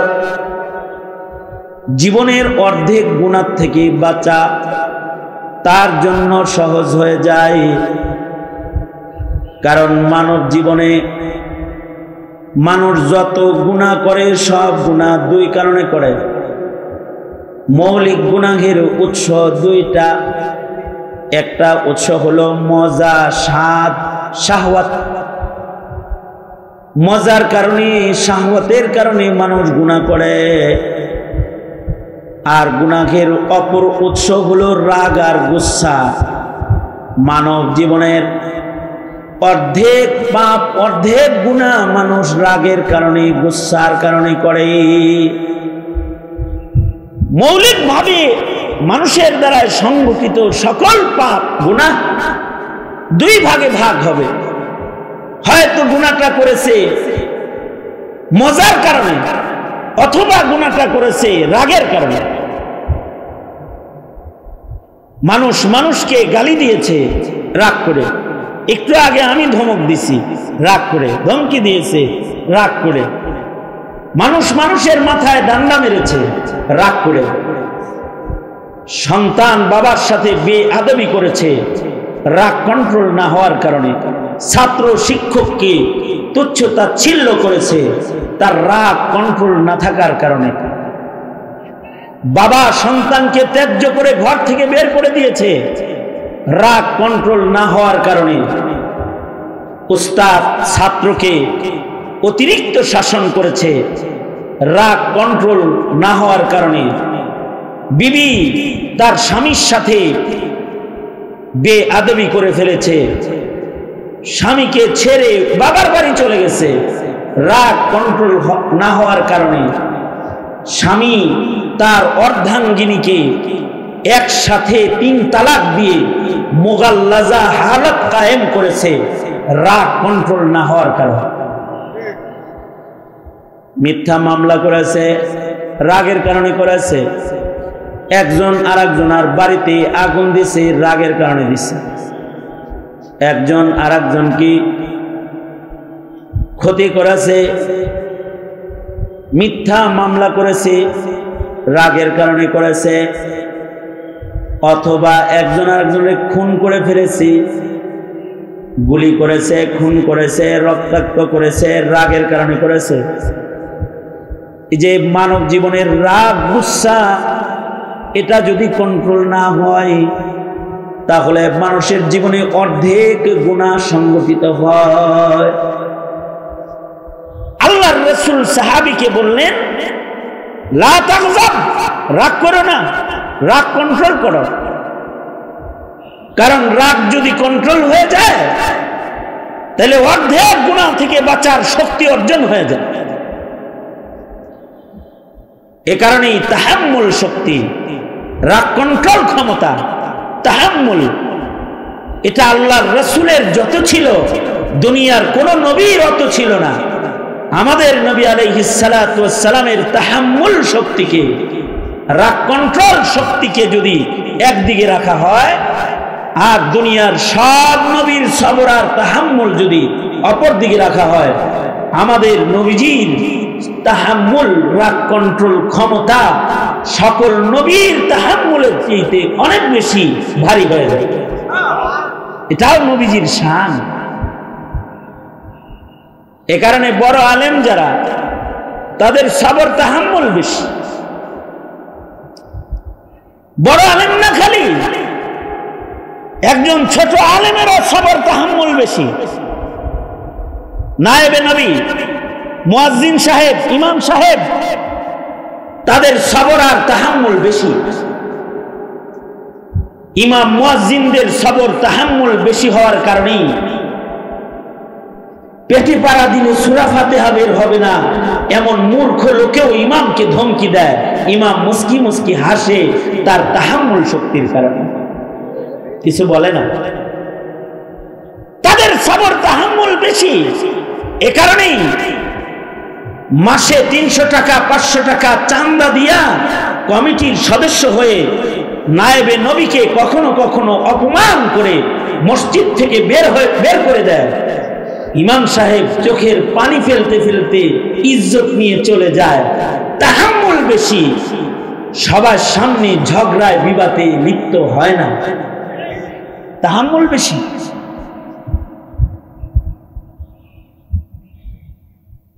রাজাকার বলছে খালি, তাতেই কিন্তু পতন হয়ে গেছে। কিন্তু আলেমরা খালি রাজাকার বলে না, জঙ্গি বলেছে, সন্ত্রাসী বলেছে, মধ্যযুগী বলেছে, মূর্খ বলে গালি দিয়েছে। শুধু গালি দিয়ে শেষ করে নাই, অন্যায় ভাবে তাদেরকে প্রহার করেছে। শুধু প্রহার করে শেষ করে নাই, আয়না ঘর শুধু না, অথবা রিমান্ডের টর্চার শুধু না, তাদেরকে বছরের পর বছর জেলখানায় আবদ্ধ করে রেখেছে। জেলের ভেতরে তাদেরকে কাউকে মৃত্যুবরণ করতে হয়েছে, জেল জীবনে তারা জীবন হারিয়েছে।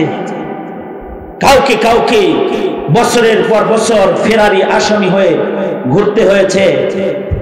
এখনো পর্যন্ত শত শত মামলা, হাজার হাজার মামলার মাধ্যমে এদেশের নায়েবে নবী নির্দোষ মানুষগুলাকে হয়রানি যারা করেছে, এই আলেমরা কিন্তু তাদের প্রতিশোধ রাগ দিয়ে নেয় নাই। তারা গুসা শক্তিকে কন্ট্রোল করে তারাই বলেছে লা তাসরিবা আলাইকুমুল ইয়াউম, তোমাদের উপরে কোনো অভিযোগ নেই। তাদের যদি তাহাম্মুল শক্তি না থাকতো তাহলে আলেমের বডিও 3.5 হাত, তোমার বডিও 3.5 হাত, তারও 2টা হাত আছে, তোমারও 2 হাতই আছে, তার 2টা চোখ আছে, তোমারও 2 চোখই। তুমি কি মনে করো তোমার বাহুর চাইতে মৌলবীর বাহুতে শক্তি কম? কিন্তু তুমি রাগ হয়ে অবৈধ পিস্তলের বাট টেনে হেলমেট পরে পাহারাদার লয়ে গুলি করে মানুষ মারতে পারো, কিন্তু আলেমে দ্বীন অন্যায় ভাবে রাগ করে কাউকে একটা ধমকও দিতে পারে না, ধমকও দিতে পারে না। এটা তাহাম্মুল। আল্লাহর রাসূল বলেন লা তাগযাব সাহাবী, তোমার জন্য নসিহা হলো তুমি রাগ করবা না। এখানে আলেম যত বড় হয় তার তাহাম্মুলও তত বড় হয়। এক লোক চিন্তা করতেছে ইমাম আজম আবু হানিফা বড় আলেম নাকি সুফিয়ান সাউরি বড় আলেম? একজন জিগায় এই 2 জনের ভেতরে বড় আলেম কে? তো সে বলে 2 জনের ভেতরে যার তাহাম্মুল বেশি, যার রাগ কম, সে বড় আলেম। তো এই লোক প্রথম সুফিয়ান সাউরি রহমতুল্লাহ আলাইহির তাহাম্মুল পরীক্ষা করছে। সুফিয়ান সাউরি রহমতুল্লাহ আলাইহি মুসা নবীর মতো থাপ্পড় দিতে গেছে, রাগ বেশি। এবার ইমামে আজম আবু হানিফা রহমতুল্লাহ আলাইহির রাগ পরীক্ষা করব। কিভাবে সবর আর রাগ পরীক্ষা করা যায় চিন্তা করে বের করছে। যখন নু'মান বিন সাবিত ইমামুনা ইমামুদ দুনিয়া, ইমামে আজম আবু হানিফা যখন ঘুমায় তখন ঘুমের টাইমে তাকে যায় ডিস্টার্ব দিন। ঘুমের টাইমে ডিস্টার্ব দিলে বোঝা যাইব রাগ গুসা কিরম আছে দেহের ভিতরে, এটা টের পাওয়া যাইব। ইমাম ঘুমায় কখন? ইমামে আজম আবু হানিফা রহমাতুল্লাহ আলাইহি রাতের জিন্দেগি ছিল ইবাদতের জিন্দেগি। মানাকিবে ইমামে আজম সুদীর্ঘ 40 বছর পর্যন্ত এশা থেকে ফজরের মাঝখানে ওযুর জরুরত পড়ে নাই, ঘুমের জরুরত পড়ে নাই, ঘুমান নাই, সারা রাত ইবাদত করেছেন। 40টা বছর রাত্রে ঘুমান নাই। এশা থেকে ফজর পর্যন্ত ইবাদত যিনি করতেন সুদীর্ঘ 40 বছর, তো ইমাম ঘুমাবেন কখন? ফজরের নামাজ পড়ে ইমামে আজম ছাত্র পড়াইতেন। ঘুমের টাইম ছিল জোহর থেকে আসর, জোহরের নামাজ থেকে আসর পর্যন্ত ঘুমাইতেন। হযরত ওমরও জোহর থেকে আসর ঘুমাতেন। হযরত ওমর সারা রাত রাজ্যের কে কোথায় দুঃখে আছে না সুখে আছে দেখতেন, রাতের অন্ধকারে ঘুরতেন আর জোহর থেকে আসর ঘুমাইতেন। ইমামে আজম আবু হানিফা রাহমাতুল্লাহ আলাইহি জোহর থেকে আসর ঘুমাইতেন, দোতলা বাড়ির দোতলায় ঘুমাইতেন, নিচতলায় গেট। ইমামে আজম আবু হানিফা কেবল শুইছে আর জোহরের নামাজের পরে কাইলুলায় ঘুমের টাইমে চোখটা কেবল লাগছে, এই সময় ওই লোক রাগ পরীক্ষা করার জন্য নিচতলার দরজায় করাঘাত করা শুরু করছে। ইমাম সাহেব আয়েন, ইমাম সাহেব মাসালা জানতে আইছি, মাসালা। ইমামে আজম দরজা খুইলার নিচে নামে আইছে। কয় কি মাসালা? কয় মাসালা ভুলে গেছে। ইমামে আজম বলে যখন স্মরণ হয় আবার আইসো। লোকটা গেছে, পাশে যায় বয়ে রয়েছে, এবার ঘুরে দেখে আর কয় কেবল মনে হয় ঘুমাইছে। 20 মিনিট গেছে আর আবার আইসা করাঘাত। ইমাম সাহেব, ইমাম সাহেব মাসালা মনে হয়েছে, পড়েন। ইমামে আজম উপর থেকে নিচে নামছে তাড়াহুড়া করে নামছে। যদি আবার কয় যে ভুলে গেছি, সত্যই তাই।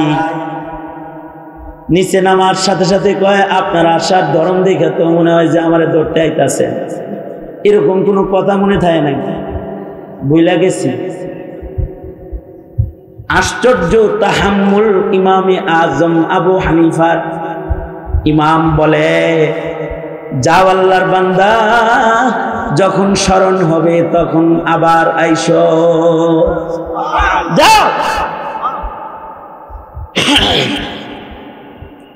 লোকটা গেছে গা, যা 20 মিনিট পরে আবার যখন বুঝছে যে এখন একটু ঘুমের ভাব আইছে, আবার আসছে।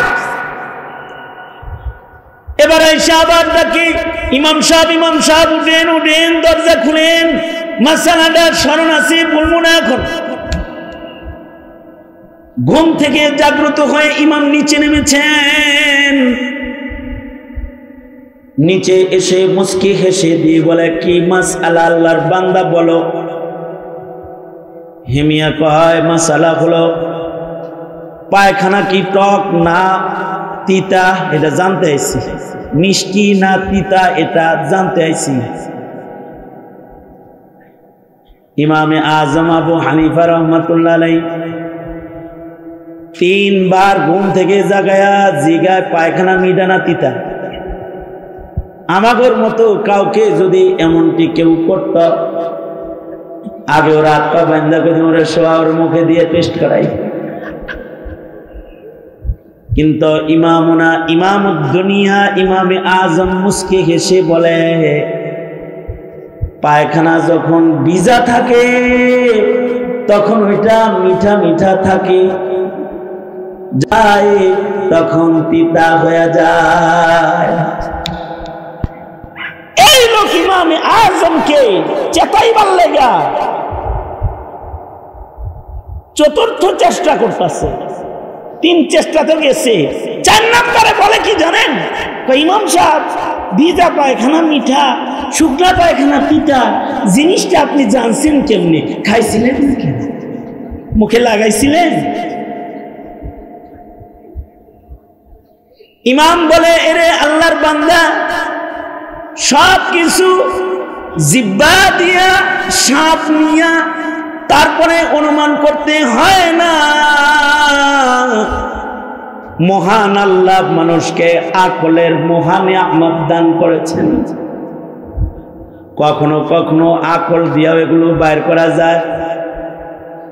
আকল দিয়া আবার মিঠা তিতা কেমনে বাইর করলেন? দেখো না পায়খানা তাজা তাজা ভিজা যখন থাকে তখন তার উপরে মাছি বসে, মাছির খাসলত হলো মিষ্টির উপরে বসা। বোঝা যায় এর ভেতরেও মিষ্টতা আছে। যখন শুকায়া যায় মাছির আনাগোনা বন্ধ হয়ে যায়, বোঝা যায় শুকাইলে তিতা হয়ে যায়, তাই আর মাছি আসে না। এই লোক সাথে সাথে ইমামকে বুকে জড়া বলে, তুমি ইমামে আজম, ইমাম হিসাবে আজম হওয়ার যোগ্যতা তোমার ভেতরে আছে, কারণ তোমার তাহাম্মুল বেশি। তাহাম্মুল আমাদের আকাবির আলেম যারা, তাদের তাহাম্মুল বেশি। আল্লামা আজিজুল হক রহমতুল্লাহ আলাইহির তাহাম্মুল বেশি ছিল, মুফতি আমিনী রহমতুল্লাহ আলাইহির তাহাম্মুল শক্তি বেশি ছিল, শাইখুল ইসলাম আল্লামা আহমদ শফির তাহাম্মুল বেশি ছিল, আল্লামা জুনায়েদ বাবুনগরীর তাহাম্মুল রাগ কন্ট্রোল ক্ষমতা বেশি ছিল। তাছাড়া বর্তমান যুগের নেতা যারা, তাদের কর্মীরা কয়জন জীবন দিবে আর কয়জন পালাবে, এই নিয়ে সন্দেহ তাদের দিলেও আছে কর্মীর ব্যাপারে। কিন্তু আমাদের আকাবিরদের এই সন্দেহ নাই।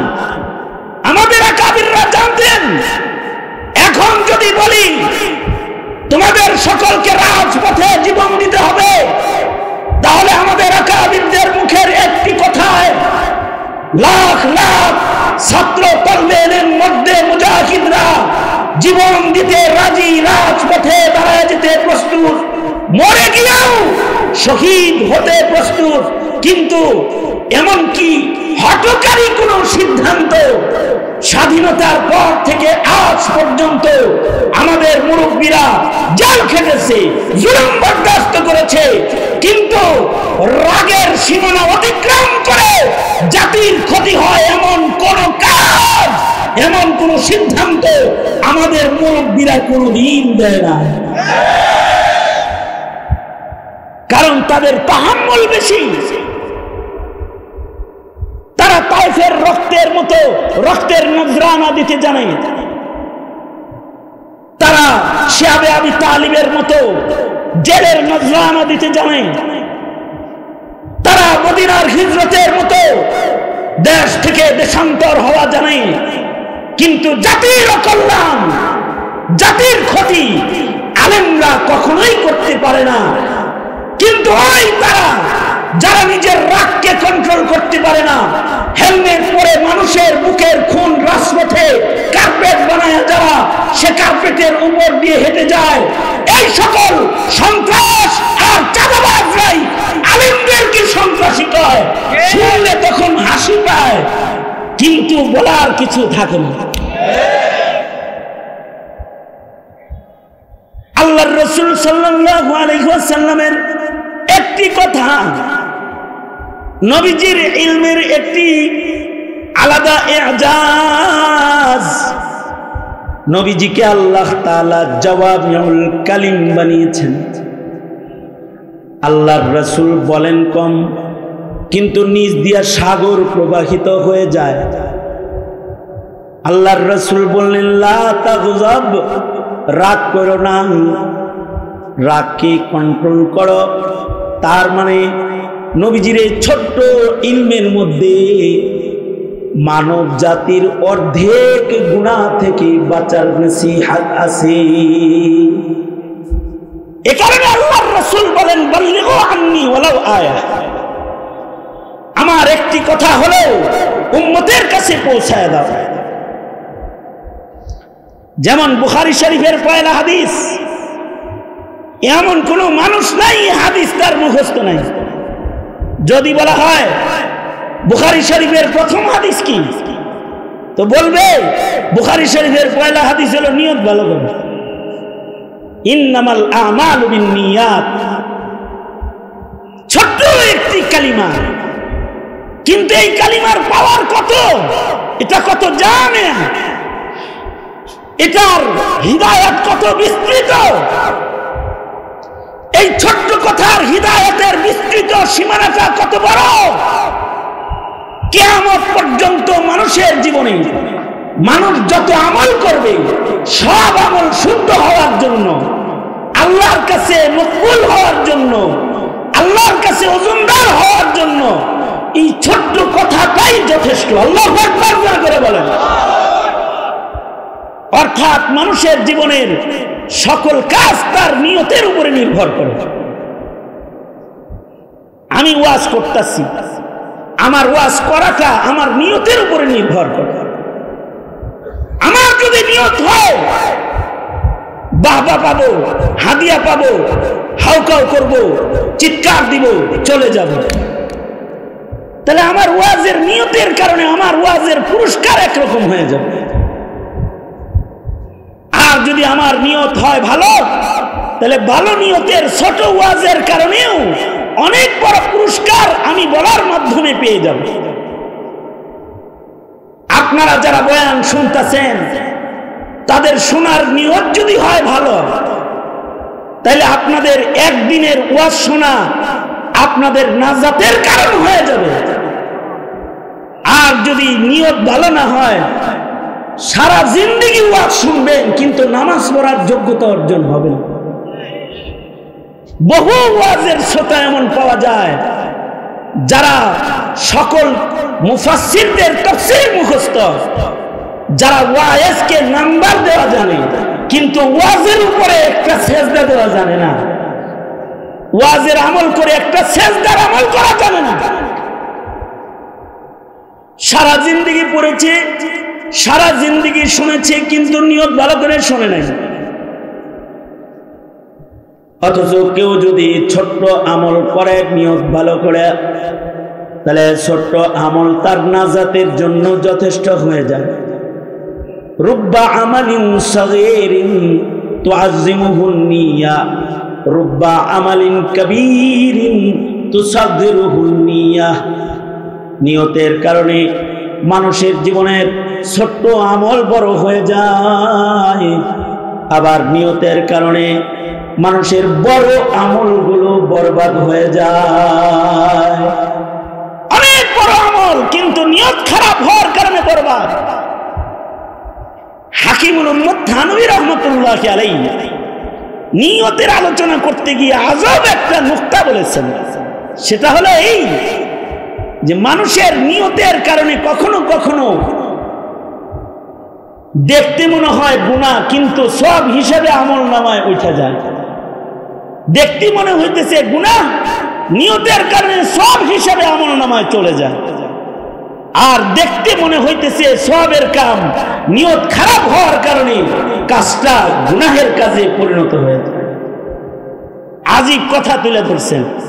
এইটা তুলে ধরতে গিয়ে উপমা দিছেন যে পৃথিবীতে মিথ্যা কথা হলো আকবারুল কাবায়ের, কবিরা গুনাহ, কবিরা গুনাহ, যার একটি গুনাহ বান্দাকে দোজখের আগুনে ফেলার জন্য যথেষ্ট। এটা হলো কবিরা গুনাহ। আর এই কবিরা গুনার লিস্টের ভেতরে যেগুলো আকবারুল কাবায়ের, বড় কবিরা গুনাহ, তার ভেতরে একটা বড় কবিরা গুনাহ হলো মিথ্যাচার, মিথ্যা কথা বলা।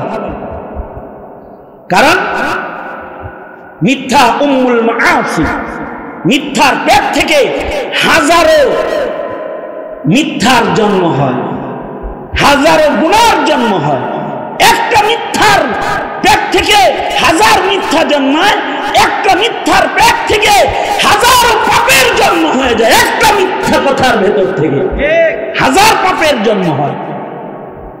উম্মুল মাআসি, মিথ্যার গর্ভে গুনাহ থাকে, মিথ্যার পেট থেকে গুনাহ প্রসব হয়। এত বড় কবিরা গুনার নাম হলো মিথ্যা কথা। কিন্তু নিয়ত ভালো করে যদি এই মিথ্যা কথা কেউ কয়, সেইটা আবার গুনার লিস্টে যায় না।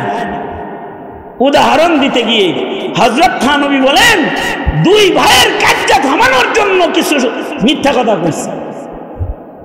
দুই ভাইয়ের ভেতরে, দুইজনের ভেতরে, বন্ধুর ভেতরে আদাওয়াত, দোস্তি নষ্ট হয়ে দুশ্মনী পয়দা হয়েছে দুইজনের। এবার খালি বদনাম করে একজন আর একজনের। মসজিদের এই কোনায় একজন নামাজ পড়ে, ওই কোনায় একজন নামাজ পড়ে, মাঝখানে যেটি থাকে হে বয়া বয়া হের বদনাম করে, ও বয়া বয়া হের বদনাম করে। একজন চিন্তা করলো একবারে একটু কাছাকাছি করি, বদনাম করছে একদিন খুব।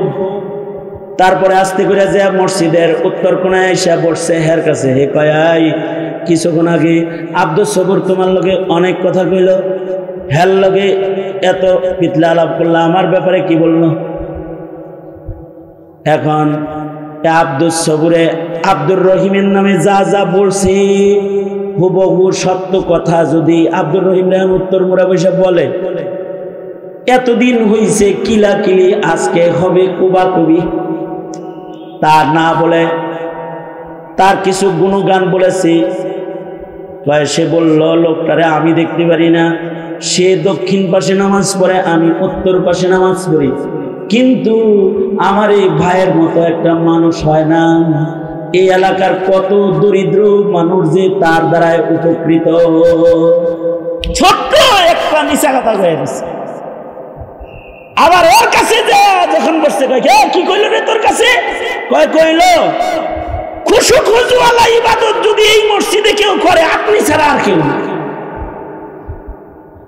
দুই মিথ্যা কথা দিয়া দুইজনের বিরাট দূরত্বকে কমায়া কাছাকাছি এনে দিয়েছে। এতদিন একজন আর একজনের চেহারা দেখতো না, আসরের নামাজ পড়া যখন বাইরে হইতেছে তো একজন আর একজনের সালাম আলখিটা দিয়ে দিচ্ছে। এবার সালাম আলখি দিছে, একদিন পরে আরো কিছু বইলে করে মুসাফা মুআনাকা করা হয়েছে। এবার দুশ্মনী অপারেশন করে 10 দিন নিয়ামত তাদের দুইজনের ভেতরে স্থাপন করেছে, কিন্তু ব্যবহার করেছে আস্ত কিছু মিথ্যা শব্দ। এইরকম একটা মিথ্যা শব্দের উচ্চারণ নিয়ত ভালো হওয়ার কারণে, দুই ভাইয়ের বিবাদ মিটানোর কারণে এই মিথ্যার উচ্চারণগুলো অসত্য হলেও এর দ্বারায় কোনো গুনাহ হবে না, কারণ নিয়ত ভালো। আর যদি একজন আর একজনরে খাওয়ায়, আমার একজন 6 মাস খুব খাওয়াইছে, 6 মাস আমার একজন খাওয়াইছে, অনেক খাওয়াইছে, এমন খাওয়াইছে যে আমি তার উপরে দুর্বল হয়ে গেছি। পরে কয়েক লাখ টাকা ধার চাইছি। এরপরে যে ফোন বন্ধ করছে, এখনো ফোন খুলে না, আমার ফোন ধরে না। তার মানে হেয়ার নিয়ত ছিল কিছু ধার নেওয়া, 15,000 খরচ করছে, তো 5 লাখ ধার দিয়েছে। পরে জানলাম যে আর একজনের সাথে এই কাম করছে, আবার জানলাম আর একজনের সাথে এই কাম করছে। কিছুদিন পূর্বে শুনলাম সে এখন দুবাই ব্যবসা বাণিজ্য করে। তার মানে এটা তার একটা কূটকৌশল, মেহমান নেওয়াজি শরীয়তে ইসলামের একটা ভালো আমল, কিন্তু সেই ভালো আমলটা করেছে মতলব খারাপ হয়ে, যে ভালো ব্যবহার করি খাওয়াই, পরে সিল্লা কাটটা লবণ লাগাই দিব। ইন্নামাল আমালু বিন্নিয়াত। এত খাওয়ালো, এত ভালো আচরণ করলো, এত হাদিয়া দিল, সব হবে না, নিয়ত খারাপ। মানব জীবনের প্রত্যেকটা কাজ এরকম নিয়তের উপরে নির্ভর করে।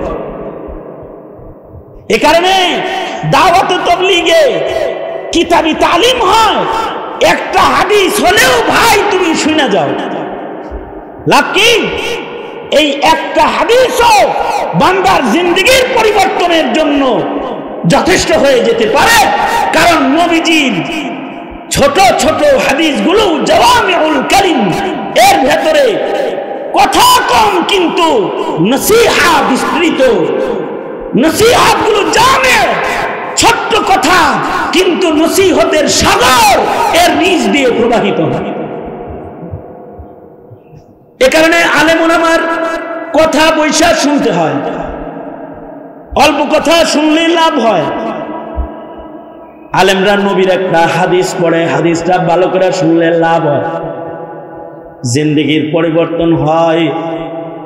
এ কারণে আল্লাহর রাসূল বলেন, বাল্লিগু আন্নি ওয়ালাউ আয়া, আমার পক্ষ থেকে একটি হাদিস, একটি কথা হলেও আমার উম্মতের কাছে পৌঁছায় দাও। আপনারা যেন নবীর একটা হাদিসও নিজের সন্তানকে শিখাইতে না পারেন, সেই চেষ্টা করা হচ্ছে। আমাদের মক্তবের ছেলেদেরকে 40 হাদিস মুখস্থ করানো হয়, ছোট ছোট বাচ্চাদেরকে 1 নম্বর হাদিস শরীফ, 2 নম্বর হাদিস শরীফ, 3 নম্বর হাদিস শরীফ, ছোট ছোট হাদিস ওদের মুখস্থ করানো হয়। আর আপনাদের শিক্ষা কমিশনে এখন মুনকিরে হাদিস বসাইছে। মুনকিরে হাদিসকে শিক্ষা কমিশনের অন্তর্ভুক্ত করেছে, অর্থাৎ যে হাদিস মানেই না তারে শিক্ষা কমিশনের জায়গা দিয়া আপনাদের কাছে হাদিস পৌঁছার সকল দরওয়াজা বন্ধ করার এক চক্রান্ত এতে বসে গেছে। অথচ নবীজির একটা হাদিসও কত দামি, একটা হাদিস। হযরত থানবী রাহমাতুল্লাহ আলাইহি বলেন, মাটির উপরে একটা গাছ লাগাইলে এই গাছটা যেমন কিছুদিন পরে পাতা দেয়, ডাল হয়, এটা ফুল হয়, ফল দেয়, যুগ যুগ এ গাছ থেকে যেমন উপকার হয়, মুমিনের কলবে যদি নবীর একটি কথাও বপন করে দেয়া যায়, ইলমের বীজ কলবের ভেতরে, কলবের মাটিতে যদি এটাকে বপন করে দেয়া যায়, এটা মৃত্যু পর্যন্ত এটা খালি ডালপালা গজায়া তাকে ছায়া দেয়, আলো দেয়, তাকে উপকার করতে থাকে, তাকে হিদায়াতের পথে চালায়। একটা কথা, ইলম তো এত দামি জিনিস, সেই ইলমকে বিদায় করার চক্রান্ত রাষ্ট্রীয়ভাবে হচ্ছে। আর এলাকার সাধারণ মানুষ এই নবীর হাদিস, আল্লাহর কোরআন সংরক্ষণের জন্য মাদ্রাসা লালন পালন করে যাচ্ছে। পক্ষান্তরে 90% মুসলমানের দেশ বাংলাদেশ। এই বাংলাদেশে সরকার যেই আসে সেই কিছু না কিছু দিনের, ইসলামের আমানত, ইলমে দ্বীনের ক্ষতি করার ধ্যান রাখে।